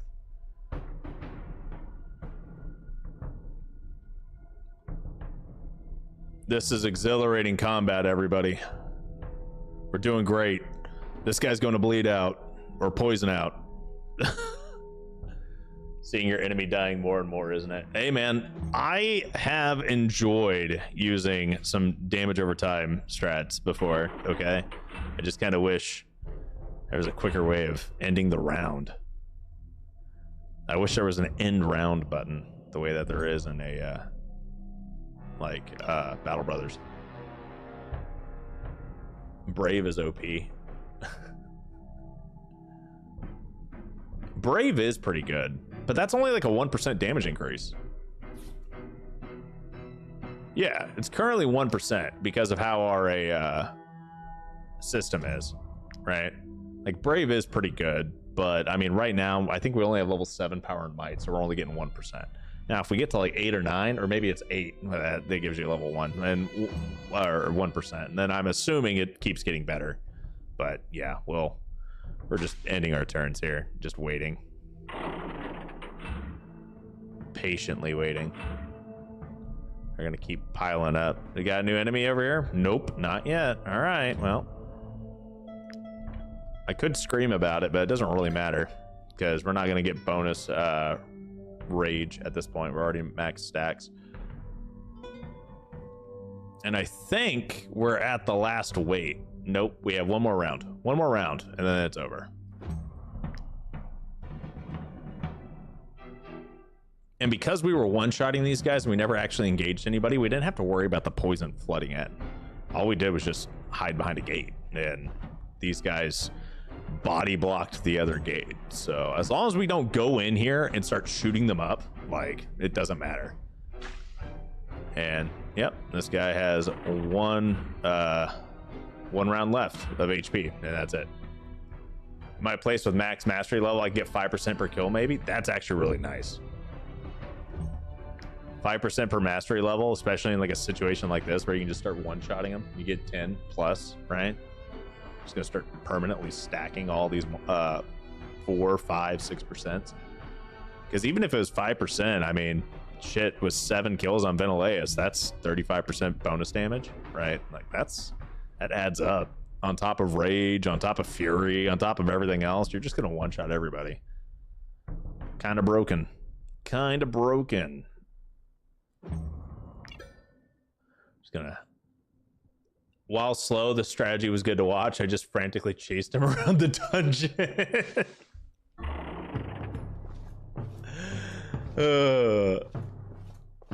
I didn't take that much damage during that fight. That fight wasn't that bad.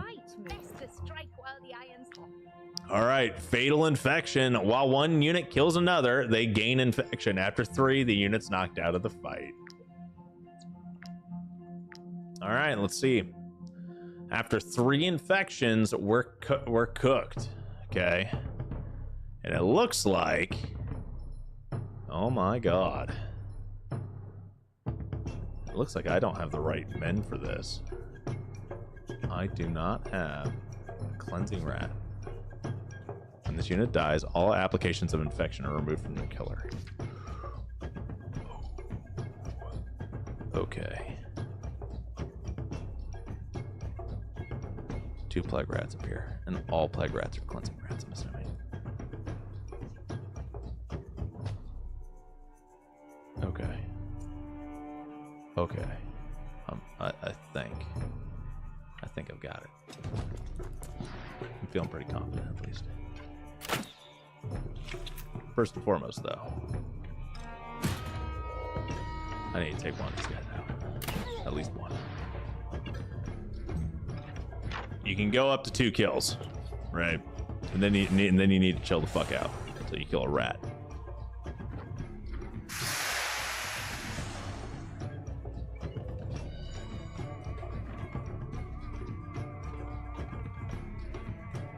Okay, swap over to defensive stance.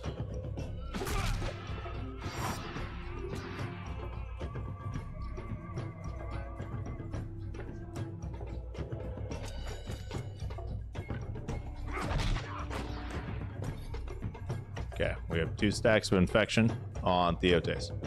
The Theotes needs to chill.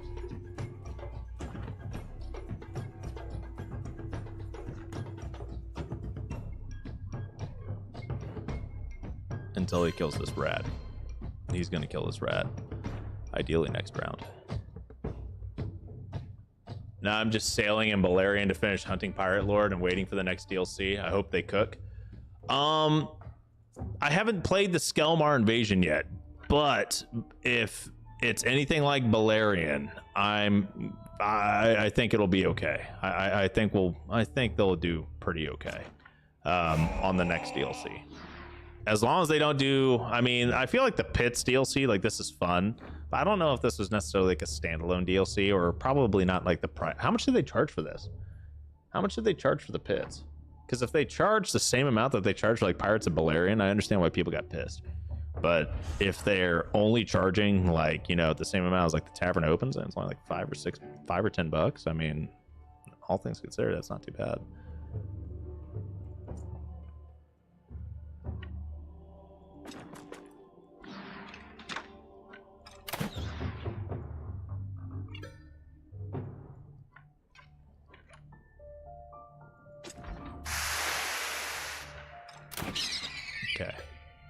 Got rid of our stacks on Ventilaeus, which is helpful, right? Go ahead and get rid of the poison stacks that are on Theotes. We'll move over here.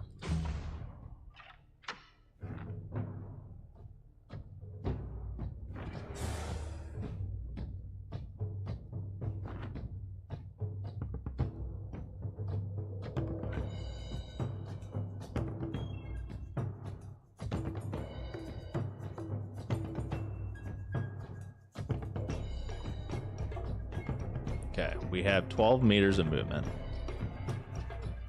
We're gonna see how far we can go. 5.5. Now we're gonna move back over here. We're gonna wait.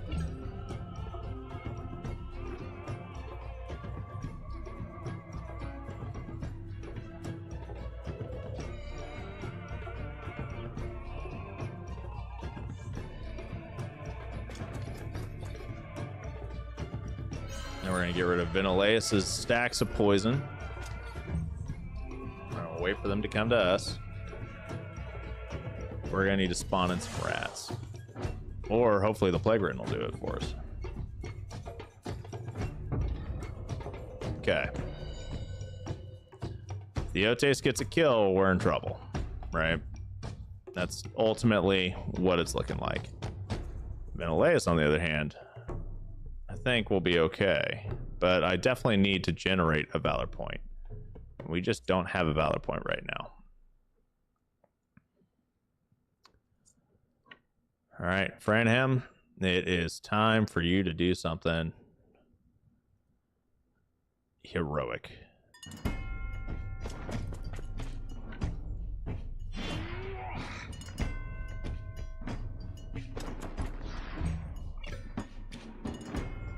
All right. Franham's been engaged.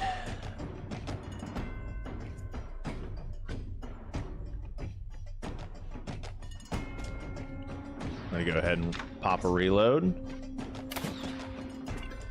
Ventilaeus, I'm gonna start teeing off a little bit here.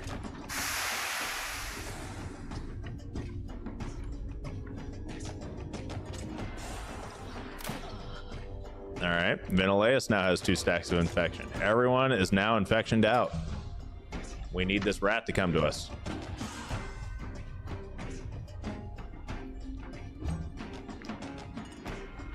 Rat is now here. All right. New round is starting. Rat, how are we going to do this? Who do we want to get the last couple of kills, right? So, you know what? Here's how we're going to do this. I'm feeling pretty confident with Ventilaeus' ability to take out these guys. So, first and foremost, take this guy out, right? Start getting them low. Then we're going to move him over here.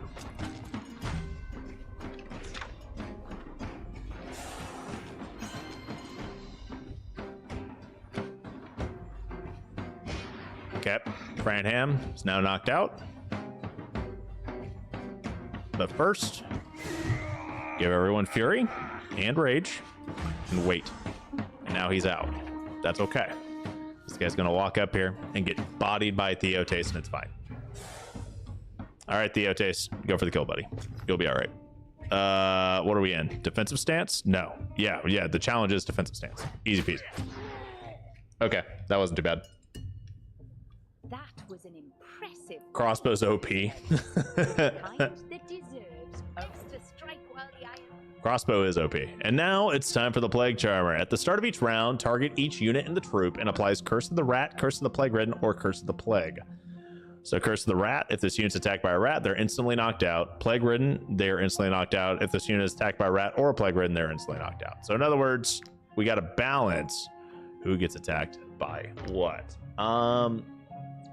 We could use Osbius, right? We could put in Osbius. I'm feeling pretty confident with that. Our 4 units that are the most agile of the bunch, we have a chance here. I have no idea how well this is going to go. Okay, so we have Osbius with Curse of the Rat, and then we have Curse of the Rat, and then this is probably Plague, right? Yeah, okay. So Ventilaeus cannot just can't get hit. How far can you move? Okay, so can these guys hit anybody right now? No, none of them can be hit. Cool. So what we're gonna do is we're gonna go ahead and we're gonna get all of our temporary valor points going, right? First and foremost.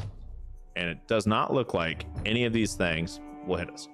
And are they going to continuously spawn in more? Let's find out. You, what do you do? Turmoil, deal 21 damage to the target and applies another curse. Okay. Plague Charmer and Plague Song. At the start of each round, applies Charmer's target to as many enemy units as the number of rounds that have been completed and curses all of your units. Charmer's target. Okay, what does Charmer's target do? The unit is targeted. Okay. And then deals 21 damage to the target and applies other curse. And then Necrosis deals 21 damage to the target, doubles their applications of poison and fever, then applies poison and fever to them.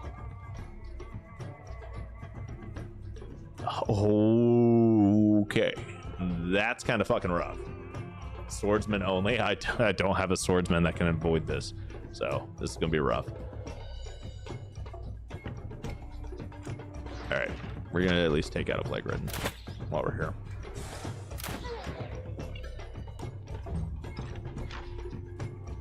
And then we're going to slowly make our way up. This guy is not immune to poison, by the way. For what it is worth. Not immune to poison.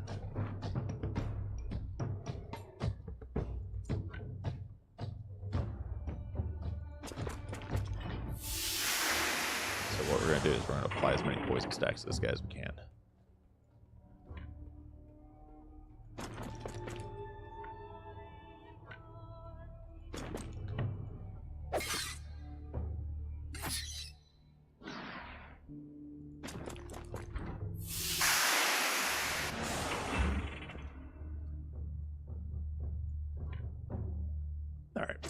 Then we're going to walk over here. We're going to wait.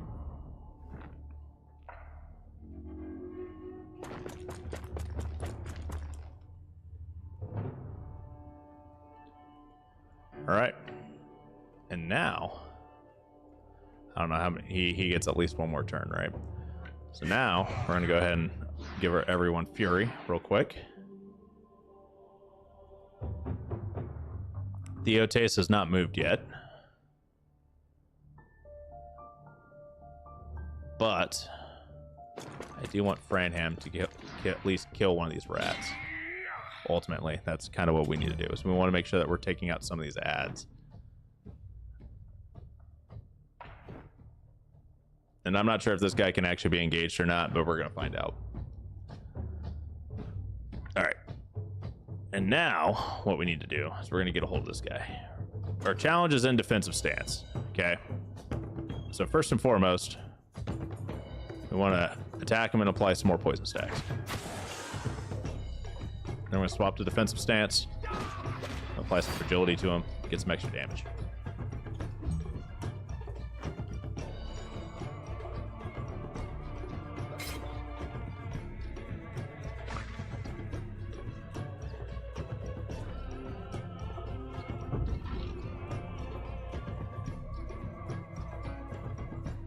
Okay, so we have Curse of the Rat on Theotes, which is fine. I'm not feeling too spooked out right now. We do have a couple of rats that are kind of close by, right? So first and foremost, what I want to do is I want to come up here. I want to trigger all this. Apply some extra poison, right? And then Osbeus is going to get 2 kills. Generate some stacks of brace. And some bonus movement, right?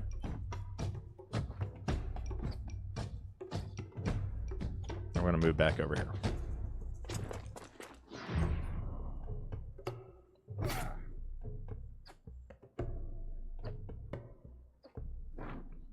So now Theotes is cursed with Plague Ridden, which means he's probably going to die unless Venileus can kill one of the Plague Ridden that's next to him.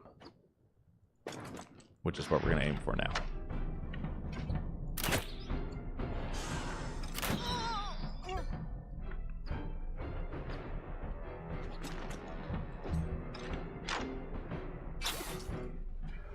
Theotes is still here. Still holding strong. Kind of, right?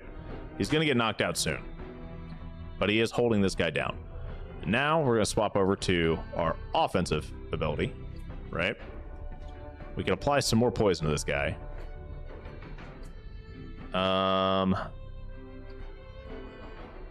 Let's do, because this guy doesn't have any guard, right? So we're going to do our defensive attack, apply some fragility, rotate over to offensive, get that bonus damage in.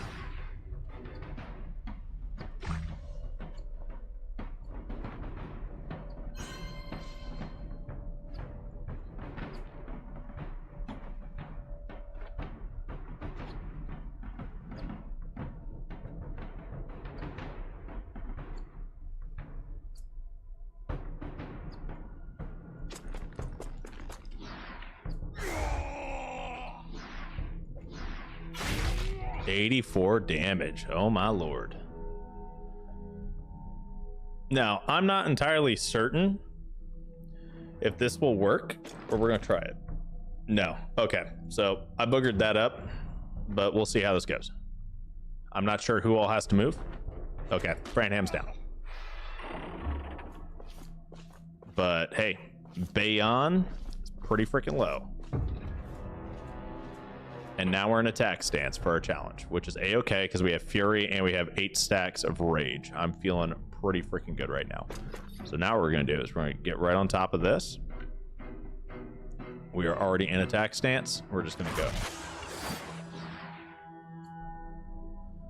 Works for me. That went pretty good. He's going to do some damage. And honestly, Theotes is probably going to get knocked out. But that's okay. Because now Vinolaus is right here, and he's going to double load. We're going to take him out. Okay, is combat over, or we still have to clear him out? We still have to clear them out. Got it.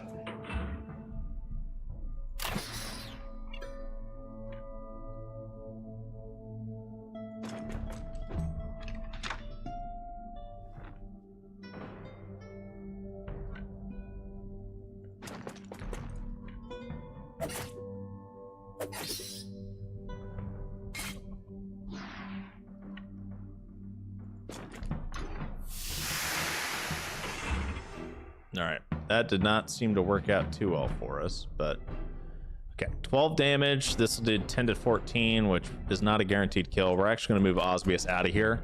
These guys are probably going to kill Theotes. That's okay. He'll get taken out, but we'll be able to take these guys out as they come to us with Vinolaus and Osbius just waiting, right? Feeling pretty good. Feeling pretty good about this one. And if we lose right now, I'm going to be very, very salty. I don't think any of these guys actually have the movement needed to take us, to hit us, right? Even the closest ones, just not quite there. All right, which is good for us. So first and foremost, take care of some of the plague-ridden, because the rats are the ones that are actually kind of easier to kill at this point.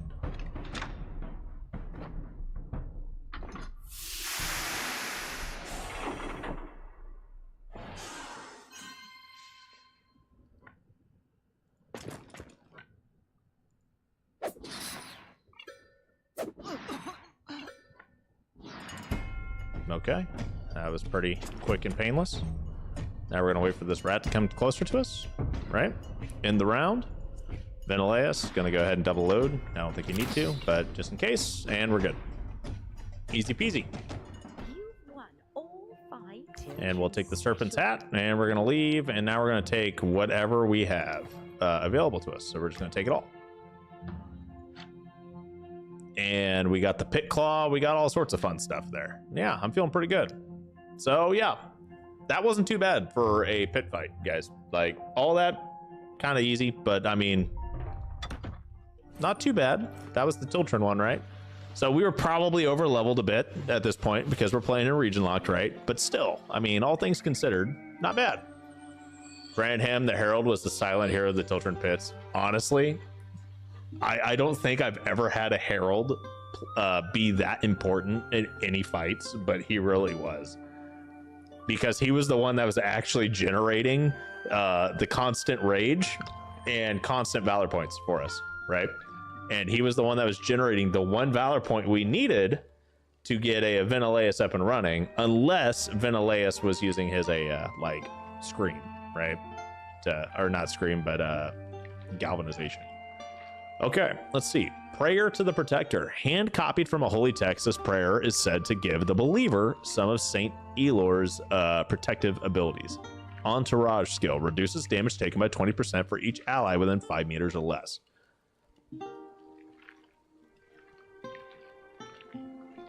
Oh.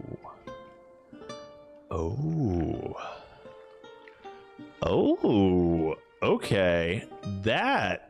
That's overpowered. Okay. I like that. That's neat. Okay. Breaded sausage. Okay. We can just go ahead and learn that real quick. That's okay. We have the pit claw. Deals 50 to 70% dexterity damage to the target, pushes them back by 5 meters, and applies immobile for 1 turn. Now, this will be very useful for taking on the fire boss that runs around quite a bit in a wherever that place is, right? Over there in Arthas, right? Immobilization is really good. And then Serpent's Hat. The Baron's late grandfather was a great apothecary known as the Serpent. So basically, all of this unit's attacks also apply 1 poison, and it's a passive ability. Oh, okay. Ventilaeus, what is your hat? Okay. I mean, we could do that, right? We could definitely just make it to where he always applies poison. And no, we're putting it on Osbius. Oh my god, we're putting that on Osbius. Osbius, we're gonna hide that because, yeah, but bro, that's so disgusting with Elder Guard. That is so gross. I love it.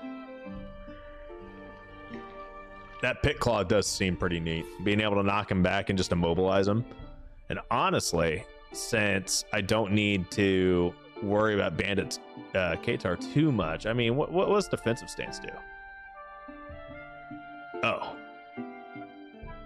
that's just it. That's all he gets, right? There is no offensive or defensive. It's just that's just is what it is. There is no special ability for attack and defensive stance. It just is. Okay, noted. I should have claimed those items in a higher leveled area, by the way. That pit claw is only level 2, so I fucked up. I fucked up bad when I grabbed all that. I should not have done that. Should have waited. Should have gone to Arthas or someplace and gotten like, but then it would have been level 8. We would have been able to use it, but damned if I do, damned if I don't. Desperate, reduce willpower by 2. Nope. -1 relationship with the group. Okay. We'll gain the rodent phobia. You're gonna insult people. Yeah, you're gonna insult people because Sophia, what do you have? You are colicky.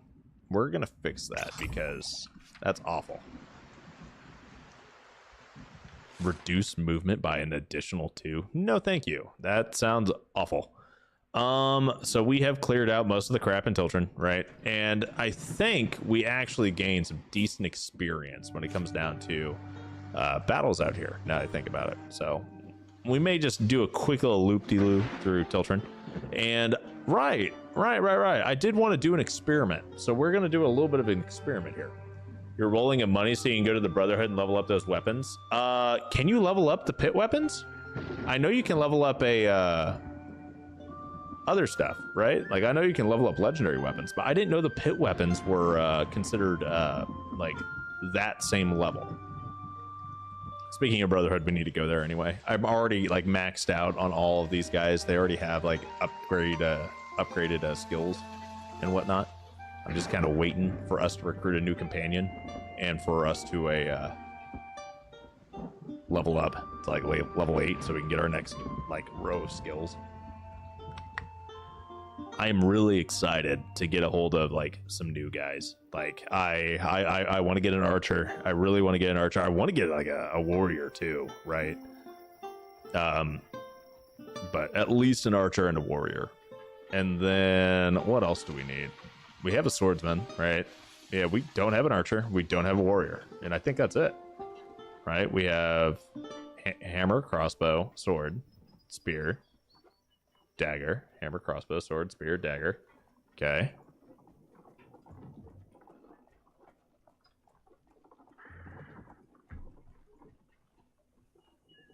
I feel like I'm missing one. I feel like I'm missing one because I'm pretty sure we start out with 6 base and then they added in the pugilist and then they added in the crossbowmen. What the fuck am I missing? You have warrior, swordsman, and then spearman, right? And then you have ranger and archer. Was there really only 5 base classes? I could have swore that there was a 4th strength one. Maybe not. Yeah, brute, warrior, swordsman, spear. Yeah, brute. Okay, so warrior, swordsman, brute, spearman. So there's the 4, and then ranger. Okay, yeah. So all right, I already got him. Hover over it, and it should say upgradable. Okay, well, we'll find out. If one of your companions doesn't Upgrade. It is upgradable. Nice. Let's just go ahead and upgrade that a little bit. So that'll upgrade to level 6.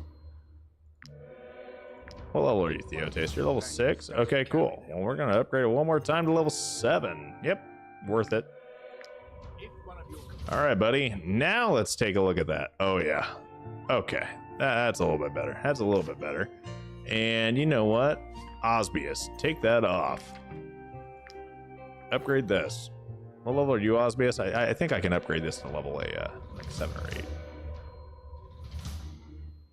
Let's upgrade to 7. Don't want to go any higher than that. Yep, that was a good call. Only gives +9 armor, but hey, I'm okay with it. More importantly, right? Arnius is going to be pretty tanky, and he's got Quid, but Sophia is actually the one that we really want. We're gonna put Prayer the Protector on her. I'm feeling really good about this. We can improve entourage. What?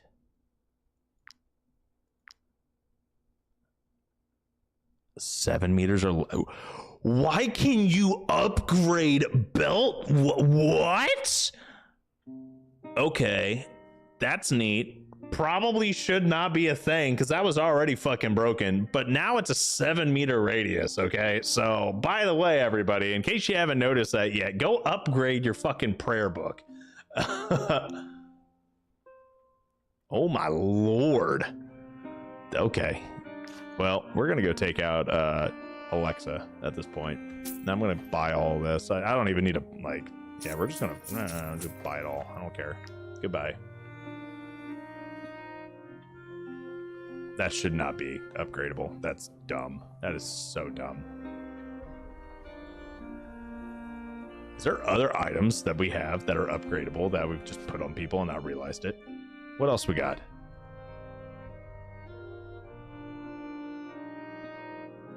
What else have we gotten, right? Is it just that? Do I have something else like in my bank somewhere? Okay, we're gonna go to all right, guys, hold up. We just spent so much fucking money. I love it. All right, we're about to find out. Oh, and we also still need to do that experiment. We still got to experiment a little bit here, guys. Don't you worry. We're not gonna make it. We're not gonna make it. Can we make it to the field? Or am I gonna make it? No, we're about to hit that super slowdown period. Make it. Make it. There's the super slowdown period. I think we can make it. I think we made it. Yeah, we made it. Cool. Whew. Did get a little spooky there. I'm not gonna lie. All right. Well, first and foremost, let's just go ahead and sleep and like grab all of our crap, right? Ooh. Okay. We will take that. Easy peasy. We need to go to Marheim, which will be pretty easy for us too, because that's another thing we need to do. Rat infestation to the southeast, bandit leader off to the east. That's fine. What are you? Are you Claret? Is that what you are? Is that who? I think you are.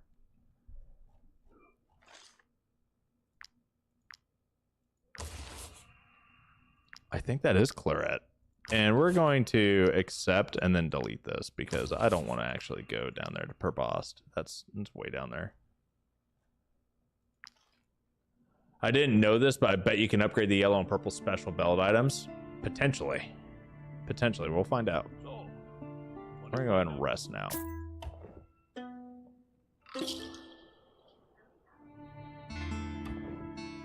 Okay.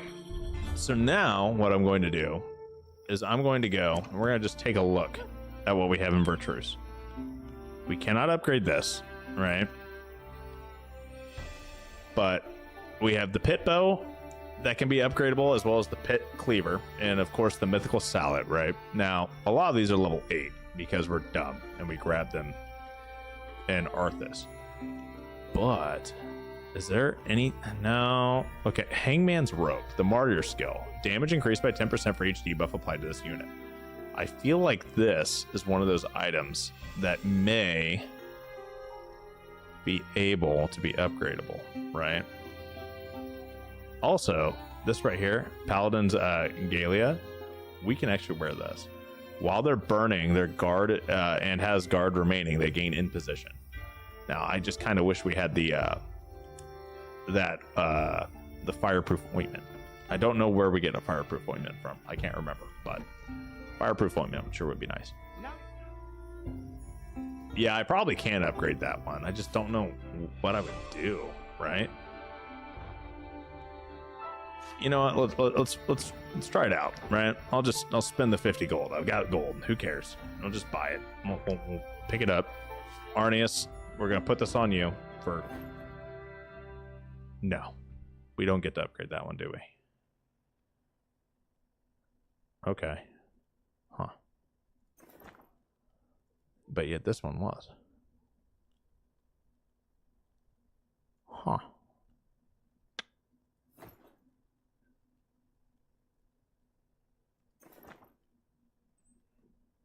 Make it make sense. Damage is increased by 10% for each debuff applied to this unit. Max of 50. Okay, well, is what it is. All right, well, the one thing that we do have a lot of is I have a lot of Sage's reinforced leathers, which is going to just increase my movement on my tanks, which to me is beautiful. And that's exactly what I'm going to do. I'm going to pump these up because I want my tanks to be able to actually go where I want them to go. First and foremost. So, congratulations, tanks. You are now tanks, I guess. I don't have anyone else that uses strength besides Phylon, right? Yeah, it's just you. You don't have run yet, so congratulations. You now know how to run. I'm surprised it took you that long. We'll teach you Wrath as well. I don't think I want to teach you Taunt, though. What else can I do here? You have +1 range on your feathers, which I mean, honestly, I think that is pretty good. Deafness would be cool too, right? What else can I do for you? Yeah, let's give you 1 bonus movement and give you a little bit more bonus armor and strength. Give you all that strength. Okay.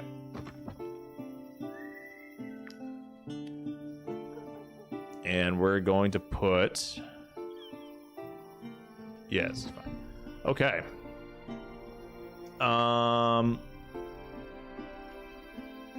That extra movement helps. A lot of fights, Sophia has to waste a turn just trying to get into the battle. Yes. That's why I'm like, I've been using run a lot to patch everything up, but those 1 movement layers are going to come in pretty freaking clutch. Okay. Now... I do want to take on Alexa. I'm feeling pretty confident with my ability to take on Alexa right now. I'm feeling pretty freaking confident. And I think we got the Pythons. Do we have Pythons here? We have a Python. And I have some rope. And I got plenty of iron. So, yeah, we got it. Okay, we're going to go take out Alexa. Should be a fairly easy fight, in all honesty. I'm not even worried. Alexa is, unless she has been reworked, which I don't think she has been, but unless she has been reworked, she is probably the easiest boss, or free roaming world boss in this game. And y'all can quote me on that. Crown Wars or Wartales, which do you like more? So that's a loaded question, Leon. So I understand Wartales more. Wartales is not overly complicated. It's a pretty easy game. Crown Wars is newer, and I haven't learned all the ins and outs on it, but Crown Wars is also fairly repetitive. Both games are fairly repetitive. I do think Crown Wars has, I would say Crown Wars is a little bit less repetitive, but it really isn't, because it still has a finite number of maps and scenarios. It is more fun being able to interact with the siege equipment, though, for combat wise, and base building. I like a decent amount. With some more polish, it could be a better game. Will I say, as of right now, if you consider all the DLC and everything around that, is Crown Wars the better game? No. All things considered, I think I enjoy playing Crown Wars a little bit more than Wartales currently, and that is simply because it is newer to me, and I haven't mastered the game yet. Wartales, I am at the point where I feel like it's not as challenging to me as what a new game would be, or relearning a game would be. So that's ultimately what's leading to that discussion, right? I'm a huge fan of learning games and learning mechanics, and then learning how to essentially like break mechanics, right?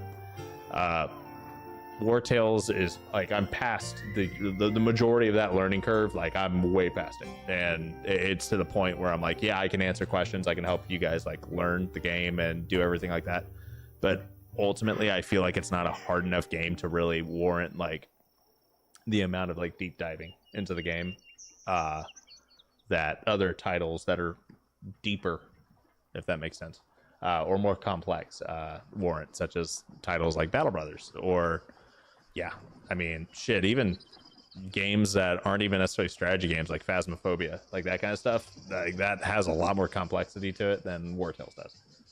And unless Shiro Games changes the core like mechanics of the game and overhauls it quite a bit, I don't think they're going to fix that problem. But that's just my thought process on it. I am waiting for like a new game to come out, or not like I don't know of a new game. Like, let me preface that, but I am waiting for a game to come out that will like completely overtake the turn-based strategy market. Haven't really found one that really does it for me though. So, but hopefully that's at least a decent enough explanation for how I look at it. Yeah. All right, Clyde, 2 games you have a lot of knowledge in. What is better, Mountain Blade 2 or Wartales? They're completely different games. They are completely different games. I will say, I think, actually, no, they are 2 completely different games, so this is not going to be a fair assessment. However, it is by far a hands down winner. And the winner to that is Mountain Blade. And the reason being, you want to know the true reason behind why Mountain Blade is a better title, even though they're completely different genres, so it's not fair to compare them.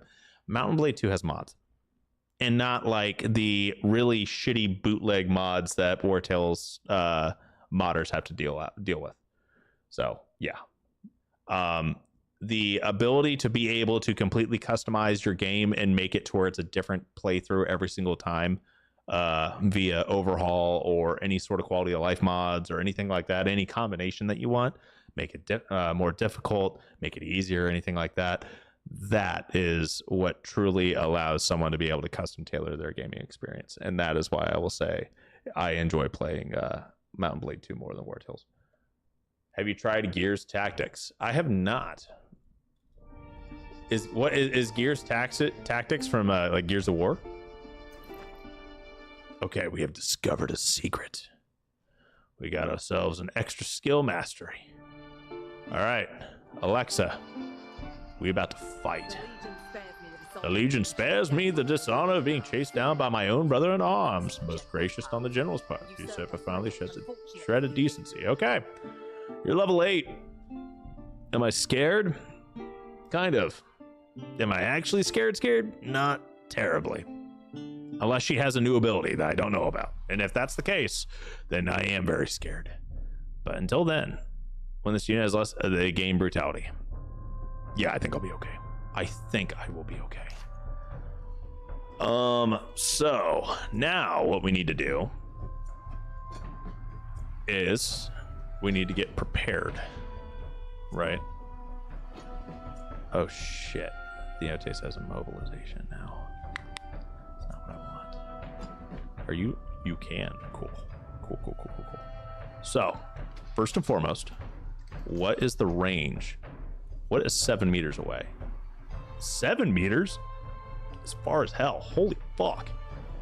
Okay. So here's how we're gonna do this. We're gonna go bonk, right? Then we're gonna go bonk again. Okay.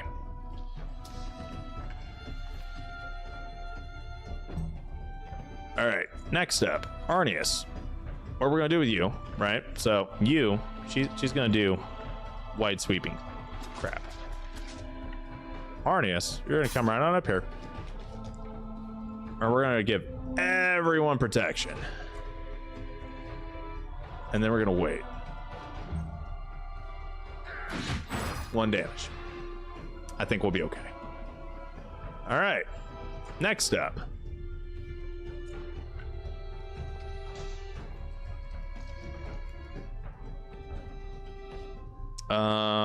Equal to the target's guard. Doesn't really matter. Osbius? No. Phelan? I mean, yeah, I guess. Could work. Not really what I'm looking for, but what we're gonna do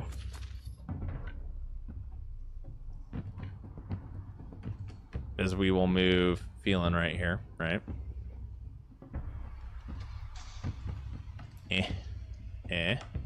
There we go. I'm gonna smack, apply some poison. Get prepped. 2 bloodshed. Whoop-de-doo.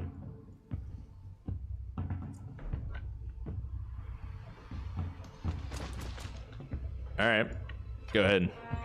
Generate some valor points. Is that the best valor points we could do? No. Do I honestly care? Also no. Oh no, not burning. That's gonna be a little bit of a problem. But that's okay. We'll be fine.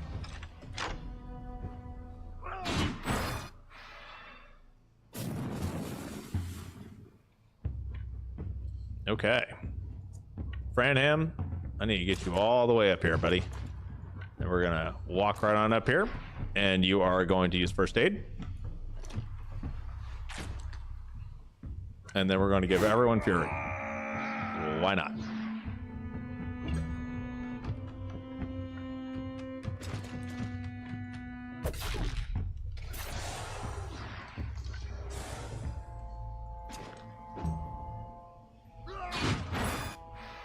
And she's only going to take a couple of damage, right? But that's okay. That works for me.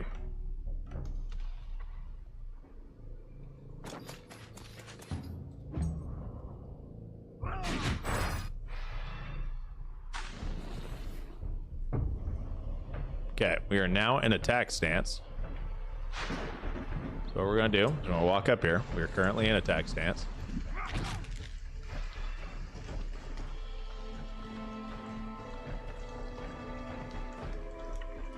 Okay. This kind of sucks. I'm not gonna lie. I'm not a huge fan of that ability, at least. Not right now. Okay, you. I don't think this is gonna move him.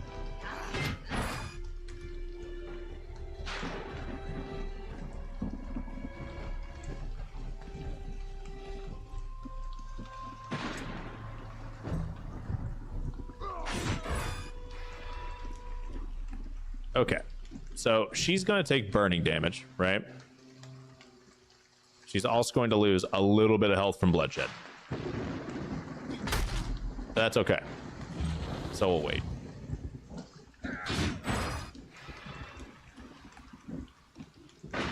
Okay, I do want to remove the damage that we're going to be taking here.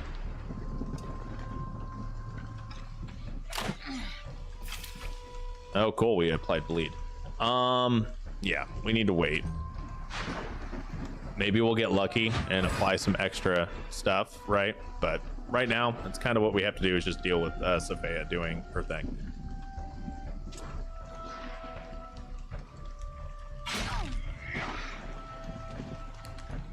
I do not want to use run. We want to use first aid. It's Gears of War meets Wartales XCOM. Okay, so I have not tried Gears Tactics. However, I do have a feeling, and this will not be fair to Gears of War fans or anything like that, but I have a feeling I will not enjoy it. Simply because it's easy for me to get into a setting that's like a fantasy or that's essentially like a fantasy or a medieval fantasy setting, right? It is hard for me to get into a sci-fi or a futuristic setting whatsoever. Okay, so that is something that I understand that I have, like a problem that I have with titles, and it's not rational, right? And I understand that, but I have a tendency of doing that, and because I know I have that tendency, there's a reason why I'm like, it may not be the best option for me when it comes down to like games, right?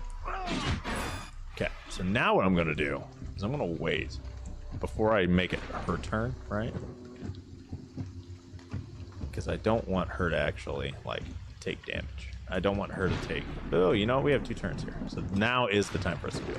So what I'm gonna do, I'm gonna come up here, I'm gonna heal, fire. I'm gonna walk away. And we're gonna smash. And we're gonna wait. I get what you mean. Yeah, so yeah, I mean, it is what it is. There are some futuristic games or sci-fi games that I enjoy. There are some, but they're few and far between. So the likelihood of me enjoying that title is probably not going to be super high. Like, I know a lot of people love Halo. I don't, right?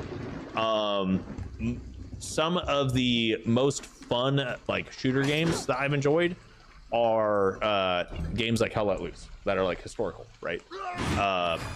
Even Modern Warfare, like the original Modern Warfare, I was okay with, and that was like one of the first shooters that I really got into, beyond like Medal of Honor and like the original, you know, World War II shooters. But I cannot really get into like super modern or futuristic titles. And sometimes I'll play BattleTech or I'll play like a game like Phantom Brigade, and it's entertaining for a little bit, but I'm just not, it's not my cup of tea. It's not something that I super, you know, get into. And because of that, I was just like, yeah, sorry. Okay. I am just bullying Alexa, and I kind of feel bad, but also this bitch can get fucked. The gameplay and style are XCOM and turn-based game. Okay, that's fair. I do enjoy XCOM. Like, I have played XCOM, and I do enjoy XCOM. So, like, there are some, like, you know, exceptions to the rule, right? But yeah, if it's similar, if it plays similar to XCOM, yeah, I'll probably enjoy it to an extent. But also, like, XCOM in and of itself, the formula for XCOM is kind of repetitive. The only reason why XCOM and XCOM 2 is able to play the way it does and feel hard is because they introduce new enemy units and new mechanics fairly often. But on top of that, there's a timer. Like, you're racing against the clock to the end of the world, essentially, right? So if you take too long, you just lose the game. Like, you can't just power level your way through or like try to like build up like a very specific way. Like that's not an option in XCOM. You just lose at that point. And yeah, okay, so this was yeah. Woohoo, everybody, we beat Alexa. That's 42 XP for everybody. Congratulations. We only had to repair 1 armor piece and no one even got injured. That's probably going to be the easiest fucking fight. Oh my god. Meanwhile, we lost Gylar the last time we fought an overworld boss. But hey, don't you worry, guys. You know what this means? If we can actually beat, mind you, if we can actually beat the rest of the region, like the story mission, we can actually recruit 3 more units. So we're making our way downtown. We're walking pretty fast. Sophia, stop getting colic, please. But hey, would you look at that? And honestly, let's go ahead and withdraw some money out of the tavern. Hey guys, we're here at the bank. I'm just gonna withdraw a little bit of money. Never mind the fact that don't look at this number. Don't look at how big that number is. Don't look at all the money we've pulled out. Don't matter that I could just literally like just continuously click on this and generate 10 crowns every time I click and just spam click for God knows how long because I have 107,000 copper coins in here. I'm just, you know, breaking the economy of the game. Like inflation's something fierce right now. Yeah, okay. But so yeah, just like that. So every time I, you know, pull out, okay, so that would be 23 times 10. That's okay, that's 230 crowns. Yeah, see, we're pulling money out. Okay, anyway, congratulations. We've busted the game a little bit. I haven't even tried out my experiment yet. Was Sophia not taking damage because of the belt accessory? Sophia was only taking 1 damage because of the belt accessory, but she also has brutality. Okay, she has updated. Well, no, is it? No, it's not brutality. It's cruelty. So Sophia's build, okay, the reason why she was so tanky, first and foremost, 48% guard. Okay, so it's a 48% flat reduction of incoming damage. Okay, second, right? She has cruelty, upgraded cruelty. So increases outgoing damage by 20% against enemies that have a debuff and reduces incoming damage by 20%. So bare bones, they're doing 20% less damage. Okay, straight off the bat.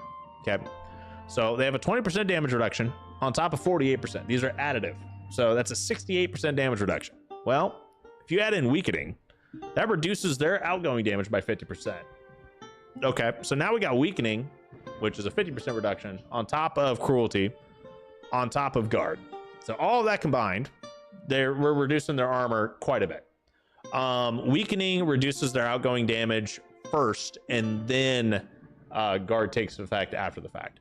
Otherwise, we would only take we would take no damage just by using weakening blow on top of what we've got, because weakening blow technically triggers cruelty because it's a debuff. Well, cool. That's part of the strat here. Well, here's the next thing, right? Once we get level 1, the next level, we get rivalry, right? Once we hit a level 8 and we get 1-on-1, that gives us rivalry. It increases outgoing damage by 30% and reduces incoming damage by 30% by our targeted unit, right? And then we just, you know, upgrade that. I think it gets bumped up to 50. Basically, Sophia in a 1-on-1 fight's unkillable, and that's like the standard brute tank, right? In a 1-on-1, you just stack cruelty with 1-on-1. You just don't care. You just sit there forever, and you're fine. Is it meta? No, it is not, because meta in Wartales is kill everything really quick before they can even move, and that's how this game works. That's how all these fucking turn-based strategy games work. But yeah, we don't have that yet. However, 7 meters of a range is massive. It's fucking huge. We had our entire team stacked within 7 meters, which reduced all incoming damage by 25% times 7. So basically, on top of all the other damage reduction, she was just getting hit for ones nonstop. And that's how it's going to be from here on out. If I stack people around her, she's not going to take any damage.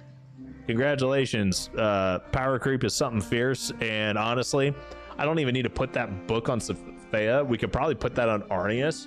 And Sophia is going to be really good at locking down people 1-on-1 once we hit level 8 anyway. And then Arnius will just be, you know, able to do the same thing. Except, yeah, he'll be unkillable straight up. Same kind of thing in Gears Tactics. You have a few main guys. If they die, it's game over. So you need to keep the main guys alive or it's over. Do you use captured units like footmen, lieutenants, or other NPC units? So I do and I don't. In this playthrough, I haven't. Simply because there is pros and cons to how I play, right? First and foremost, this is technically a challenge run, right? So the way I try to play, and this is a challenge run courtesy of Bruce, right? So Bruce came up with most of the rules when I worked with him on a what the rule set is. So here's the question. Well, actually, here's the answer, right? A standard mercenary is stronger than a standard prisoner recruit. Okay? If I were to capture a wrongdoer is not going to be able to do the things that a regular mercenary can. However, there are caveats to this. You can get a hold of, you know, a wrongdoer or something like that that'll actually be really beneficial. And they'll increase your critical damage output and everything like that, right? Like wrongdoers in and of itself is always worth splashing if you want to increase your critical damage and actually be able to one round everything. That's just how it is. I don't necessarily like doing that because I don't like one rounding the entire game. It's kind of boring. At that point, you're playing a puzzle game, and it's not like really strategy wise. It's just like, and yeah, I get puzzle games or strategy games, so okay. But the way I look at it is like, okay, well, I'm just trying to, you know, beat everything before it moves, and to me, that's not fun. I would much rather be like, oh, okay, let's get into this formation and see how they move up towards me, and then okay, I'm going to push out and then retract back in. Like that's kind of how I like to take things, is in waves. And that kind of play style is really fun for me, and that's why I've done, you know, I did a adaptive challenge run where I started off with one unit, and then every single time I beat a region, I gained a new unit. So I started off with a single spearman in Tiltren, and then I beat Tiltren, and then once I beat Tiltren, I got a brute, and then once I got my brute, I went and I beat Alexa and beat Vertruce, and then I had a third unit, and then I went and took on, you know, different regions, and I beat the game up before Balerion was a thing. So I went all the way, took out Drombach, and Drombach was the hardest region at the time. That was like around official launch. And I started doing a modded playthrough of challenge runs where it was only prisoners, but that was a modded run where prisoners had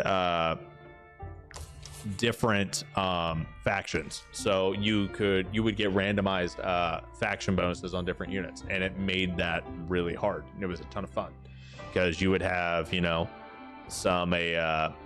you could get a hold of some units that were like essentially henchmen, but they would have upgraded armor class, so they would be in heavy armor as a henchman, and then they would have the bonus from like the guards and stuff. Like it was super fun. But yeah. Yo, what's going on, Pedro? How you doing? New to Wartales. Do you pump Constitution on main tanks? No, you do not. So here's my main tank, Pedro. My best tank that I've got, right, is Safea.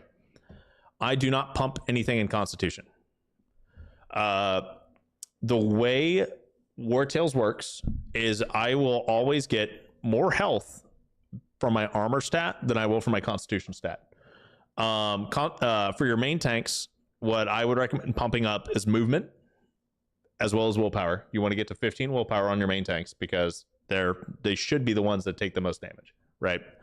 And then on top of that, I would pump up movement so they can actually engage the units that you need them to engage, which are going to be the high damage dealing targets, or the ones that have massive AoEs, so you can get them locked down and they can't engage, and that way a large AoE can't like hit 5 different units. You can actually control where it's going to hit, and it's only going to hit 1. That's what you should do with tanks. And if you want to increase their damage output, either increase their main damage stat. So for most of your tanks, it's going to be strength. The only tank that wouldn't be strength would be like a pugilist. Or if you want to go for the most amount of damage possible, you increase crit. But primarily willpower and then movement. But Constitution in and of itself, you'll gain more Constitution from the passive level up, the way that passive stat growth works as you level. You'll gain more Constitution from that than any attribute points you'll ever put into it. So the difference between maxing out all of your points into Constitution on a standard tank versus a someone that you put all your points into like critical hit or something like that, Like the Constitution's not going to be that much. Like it will be a difference of like 50 health. Don't get me wrong, but in the grand scheme of things, your damage reduction from your armor, on top of the fact that armor is essentially a second health pool, it's not going to be enough to where like at that point you'll be one rounding everything, or at least killing things super quick, and you're not going to get to your health pool, and you're going to feel like, man, I just wasted like 15 levels of stats. So you made him a miner. That's perfectly fine. Safea is actually my miner. She's just an alchemist right now, but she's technically a journeyman miner.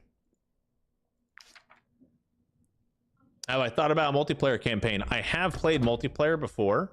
I did a lot of testing of this when co-op first got released. I don't have a ton of friends that play the game, and unfortunately, due to how the way they have multiplayer designed for Wartales is that you can't hot join in or out, right? So you have to just have people that are available to play, right, at a specific time every single time, and if they're not, you just can't play, right? And if someone, you know, gets bored of the campaign, because Wartales is in and of itself a long fucking game, right? If you're playing region lock, there's a lot of grinding in this. So if you want to look at it that way, and like not everyone's got the time to actually deal with it, right? Okay, so we need to go talk to that lady or whatever and take care of this. Let's go ahead and try knocking out some of this freaking region stuff. Still haven't done my experiment yet, but you know what? I might do my experiment off camera. That way Bruce gets to see the fruits of the experiment and not he doesn't have to see the method behind the cheese. I think he'll be a little upset. But yes, Leon, I have played multiplayer in this game, and it is fun. It's just kind of it's kind of, I don't like how you move along the world map, because you have to be within so much space of each other, because otherwise you'll just die, by the way. So if you guys are playing multiplayer, be very careful. You need to be close to each other. Don't run away from each other, because if you run out of fatigue, this little thing up top, right? If you run out of this, you have to have enough movement to get to each other. And if you don't get to each other, you cannot camp. And if you can't camp, you die. When that little orange bar hits the max amount in fatigue, units straight up die. By the way. Okay, wait. Is this what we need to do? What am I doing here? What's the Winfield Estate thing, right? Like, what are we doing? I don't want to look at Arthas. I want to look at Vertruse. The Winfield Estate. The Assaulted Vintner. No. Vertruse. No. Right. Great Escape. Find the sawmill. Describe it. The fugitives. Go to find out more. Go there to find out more. Okay. I kind of want to talk to these people, because I'm pretty sure this is the caravan we need to talk about.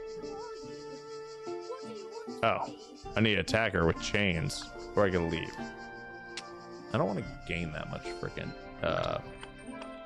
angriness. I don't feel like dealing with the popo right now.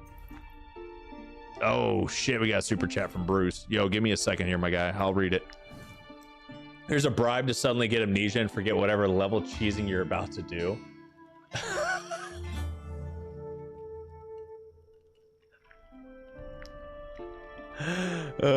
Okay, so here's the thing, Bruce. First and foremost, I'm going to try it regardless. Okay, I'm not. All right. So here, what I'm going to do is I'm going to try it.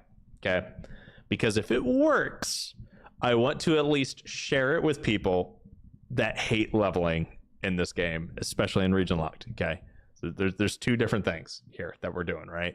I want to see if it's viable, okay? Because if it is viable, I will probably use it a little bit just to get to that next threshold, so we can get through the rest of Vertruse and Arthas and move on with the freaking campaign instead of being stuck here. 2, if it works, I want people to know. That way they can do it as well, and I can share that knowledge with people, right? Because that's to me, that's really what all this is about, right? And I learn a lot by playing through this game multiple times, and I don't have a ton of hours in Wartales. Well, not a ton by my standards. I've only got like 500-600 hours in it, so it's not a lot. I know there's viewers out there that watch my videos that got like 2,000 hours, and they're like, what? But yeah, so I do want to at least see if it works, and if it works, then I'll let you know in Discord and we can talk about it. If it doesn't work, then it doesn't matter, right? But I will not use and abuse it, and you will not come back to the next live stream and we'll be level 15, okay? I promise that won't happen, because that's a lot of grinding regardless if this works or not, and I don't have time to grind that much in the next week. But yeah, is that fair? Is that fair? I think that's fair.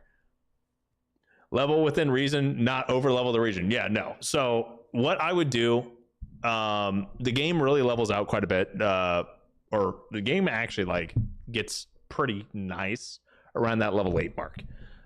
So what I would do if I did level within reason is I would get to where I've got level 8 units and I don't have full rhyme steel yet, but just level 8 units, and then I'd go beat the crap out of everybody because I have the next tier of skills, and then we move on from there. That's the goal, right? I put expert difficulty to the mercenary straight die. No, mercenaries do not straight die an expert. In extreme, they will straight die unless you have 15 willpower. 15 willpower will essentially let them hang on with 1 HP. Okay, but then the next will kill them. And that's an extreme. Expert gives them special bullshit. Expert and lower gives them the dying state naturally, I think, and then willpower just gives them 1 more HP, unless they did that backwards. Oh man, look at all this. Cool. So yeah, we do need to capture the lady. Man, that's gonna be a pain in the ass. Is there anything I can do here? Oh, I can give them wine. Oh, I can give them comfrey. I don't want to give them any flowers. No, I want that. I want the flowers. Flowers are mine. I worked hard for those flowers. All right, what time is it? It's about time. So what we're gonna do is we're gonna take care of this little bounty right here, and then that'll probably be our last fight. These guys are level 6. We got the paladin. We got 2 zealots, a purifier, fanatic, exorcist. We got a heavy fanatic. And then we have a worshiper. This is actually gonna be a little bit on the spicy side. They are level 6, so we're about the same level, but they have 1, 2, 3, 4, 5, 6, 7, 8. 8 units against my 7. I'm feeling pretty confident though. So yeah, Sophia with 13 willpower, she's just gonna die. But at 15 points, this unit survives the first time they should die in combat once per encounter. Okay. Whereas Theotes, he has 11 as well. That's a bad example. Does anyone have the willpower amount that I'm looking for? Are all of my units one-shottable? Arnius, there we go. Arnius, on the other hand, 17 willpower. He'll resist the first death blow. Just only the first one, though. Yeah, they're not unkillable. They're just it just means that you get an extra chance at life here. All right. I don't know why I moved everybody over here. That's a terrible idea. We're moving everybody back. And we have enough slots over here, so this should be fine. We're moving all the people over here.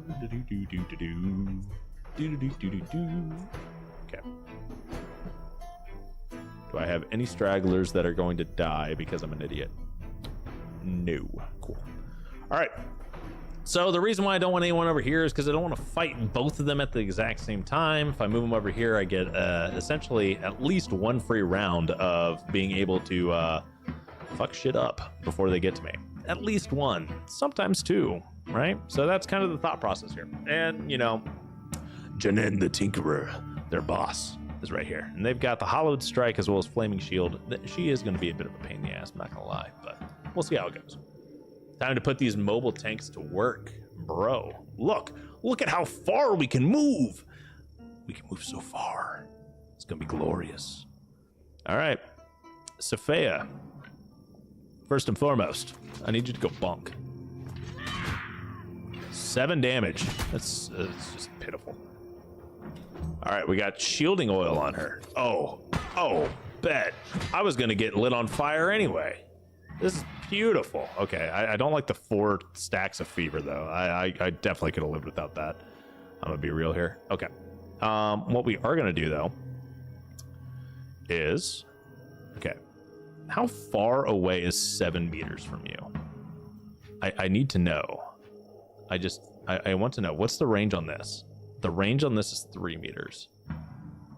Okay, you're 9.5, so that's 1, 2, 3, 4. Oh my. 7 meter radius is freaking massive. Okay, Arnius, get your ass up here. I don't even care at this point. We'll be fine.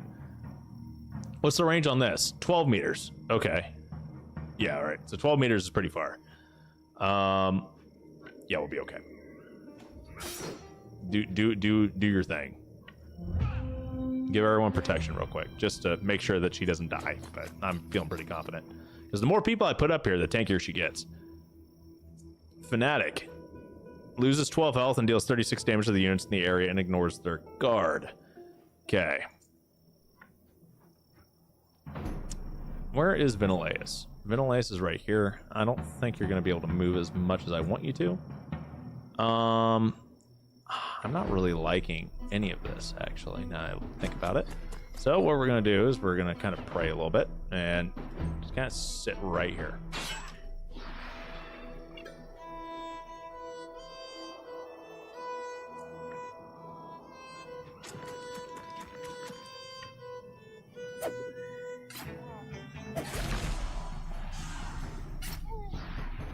All right, that worked. Now we're going to move Osbius back a little bit.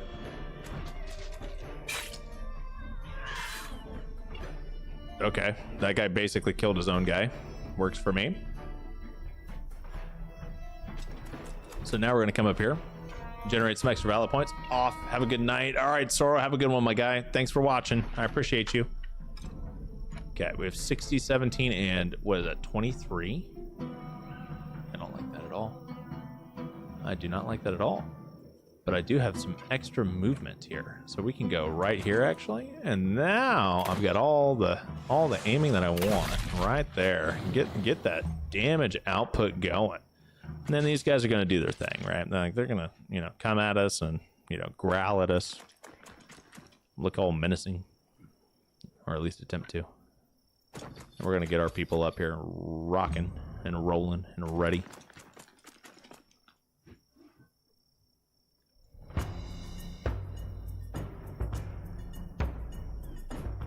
Okay, and we've got up to 12 meters is essentially what we get. How far can you attack if I put you right here? You can hit the guy I want you to hit, which is all I care about.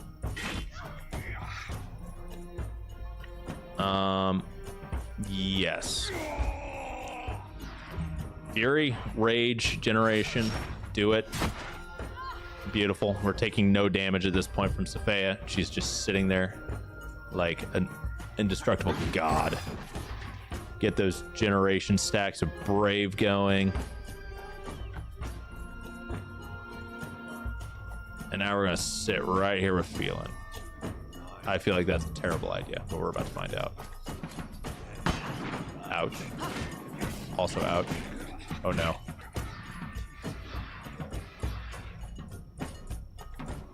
Okay. I'm getting a little spooked. See how this goes. All right.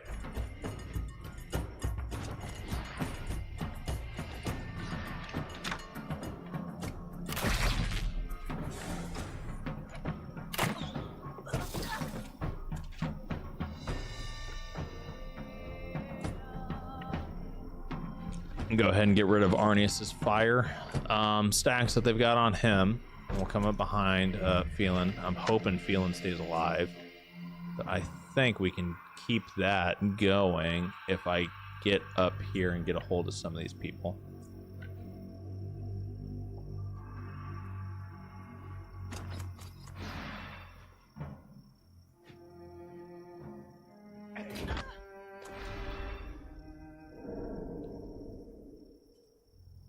Okay. Now, I think Arnius can actually handle a lot of the bullying that he's about to receive if we get him right on up here and we engage the fanatic, right? We already have protection. Now we're going to pop deflection.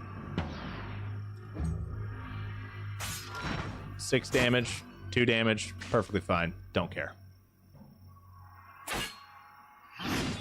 He did 21 damage, and I am very glad that we popped protection deflection combo, because that would have been absolutely horrendous otherwise.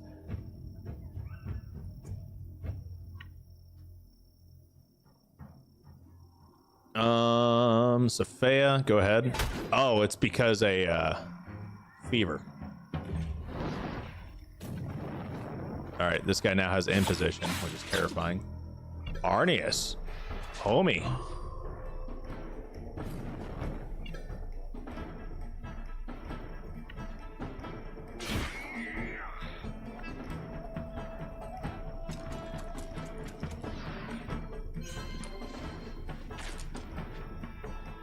This is not looking too hot.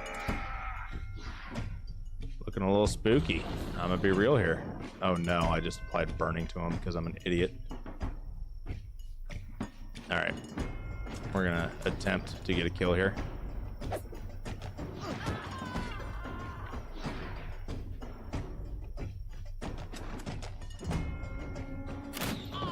Oh shit! We lost Franham. This, honestly, these guys are kind of just fucking me up. I'm gonna be real here, guys. I'm gonna be real, and I don't want to lose Arnius on top of Franham. We're backing out. R.I.P. Franham. Our death count just went up to 3. Wow. And this is why willpower is important, ladies and gentlemen.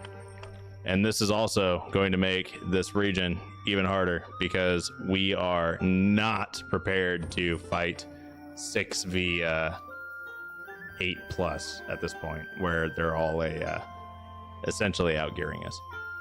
But yeah, we'll figure it out. I'm feeling pretty good. Yeah, no, that last fight, that feels bad. I'm kind of salty, but it is what it is. We'll be okay. We'll recover. And then once we finish the last of either Vertruse or Arthas, we'll be able to replenish our units and we'll be fine. But yeah, right now, feeling kind of down. It kind of sucked, but we'll be all right.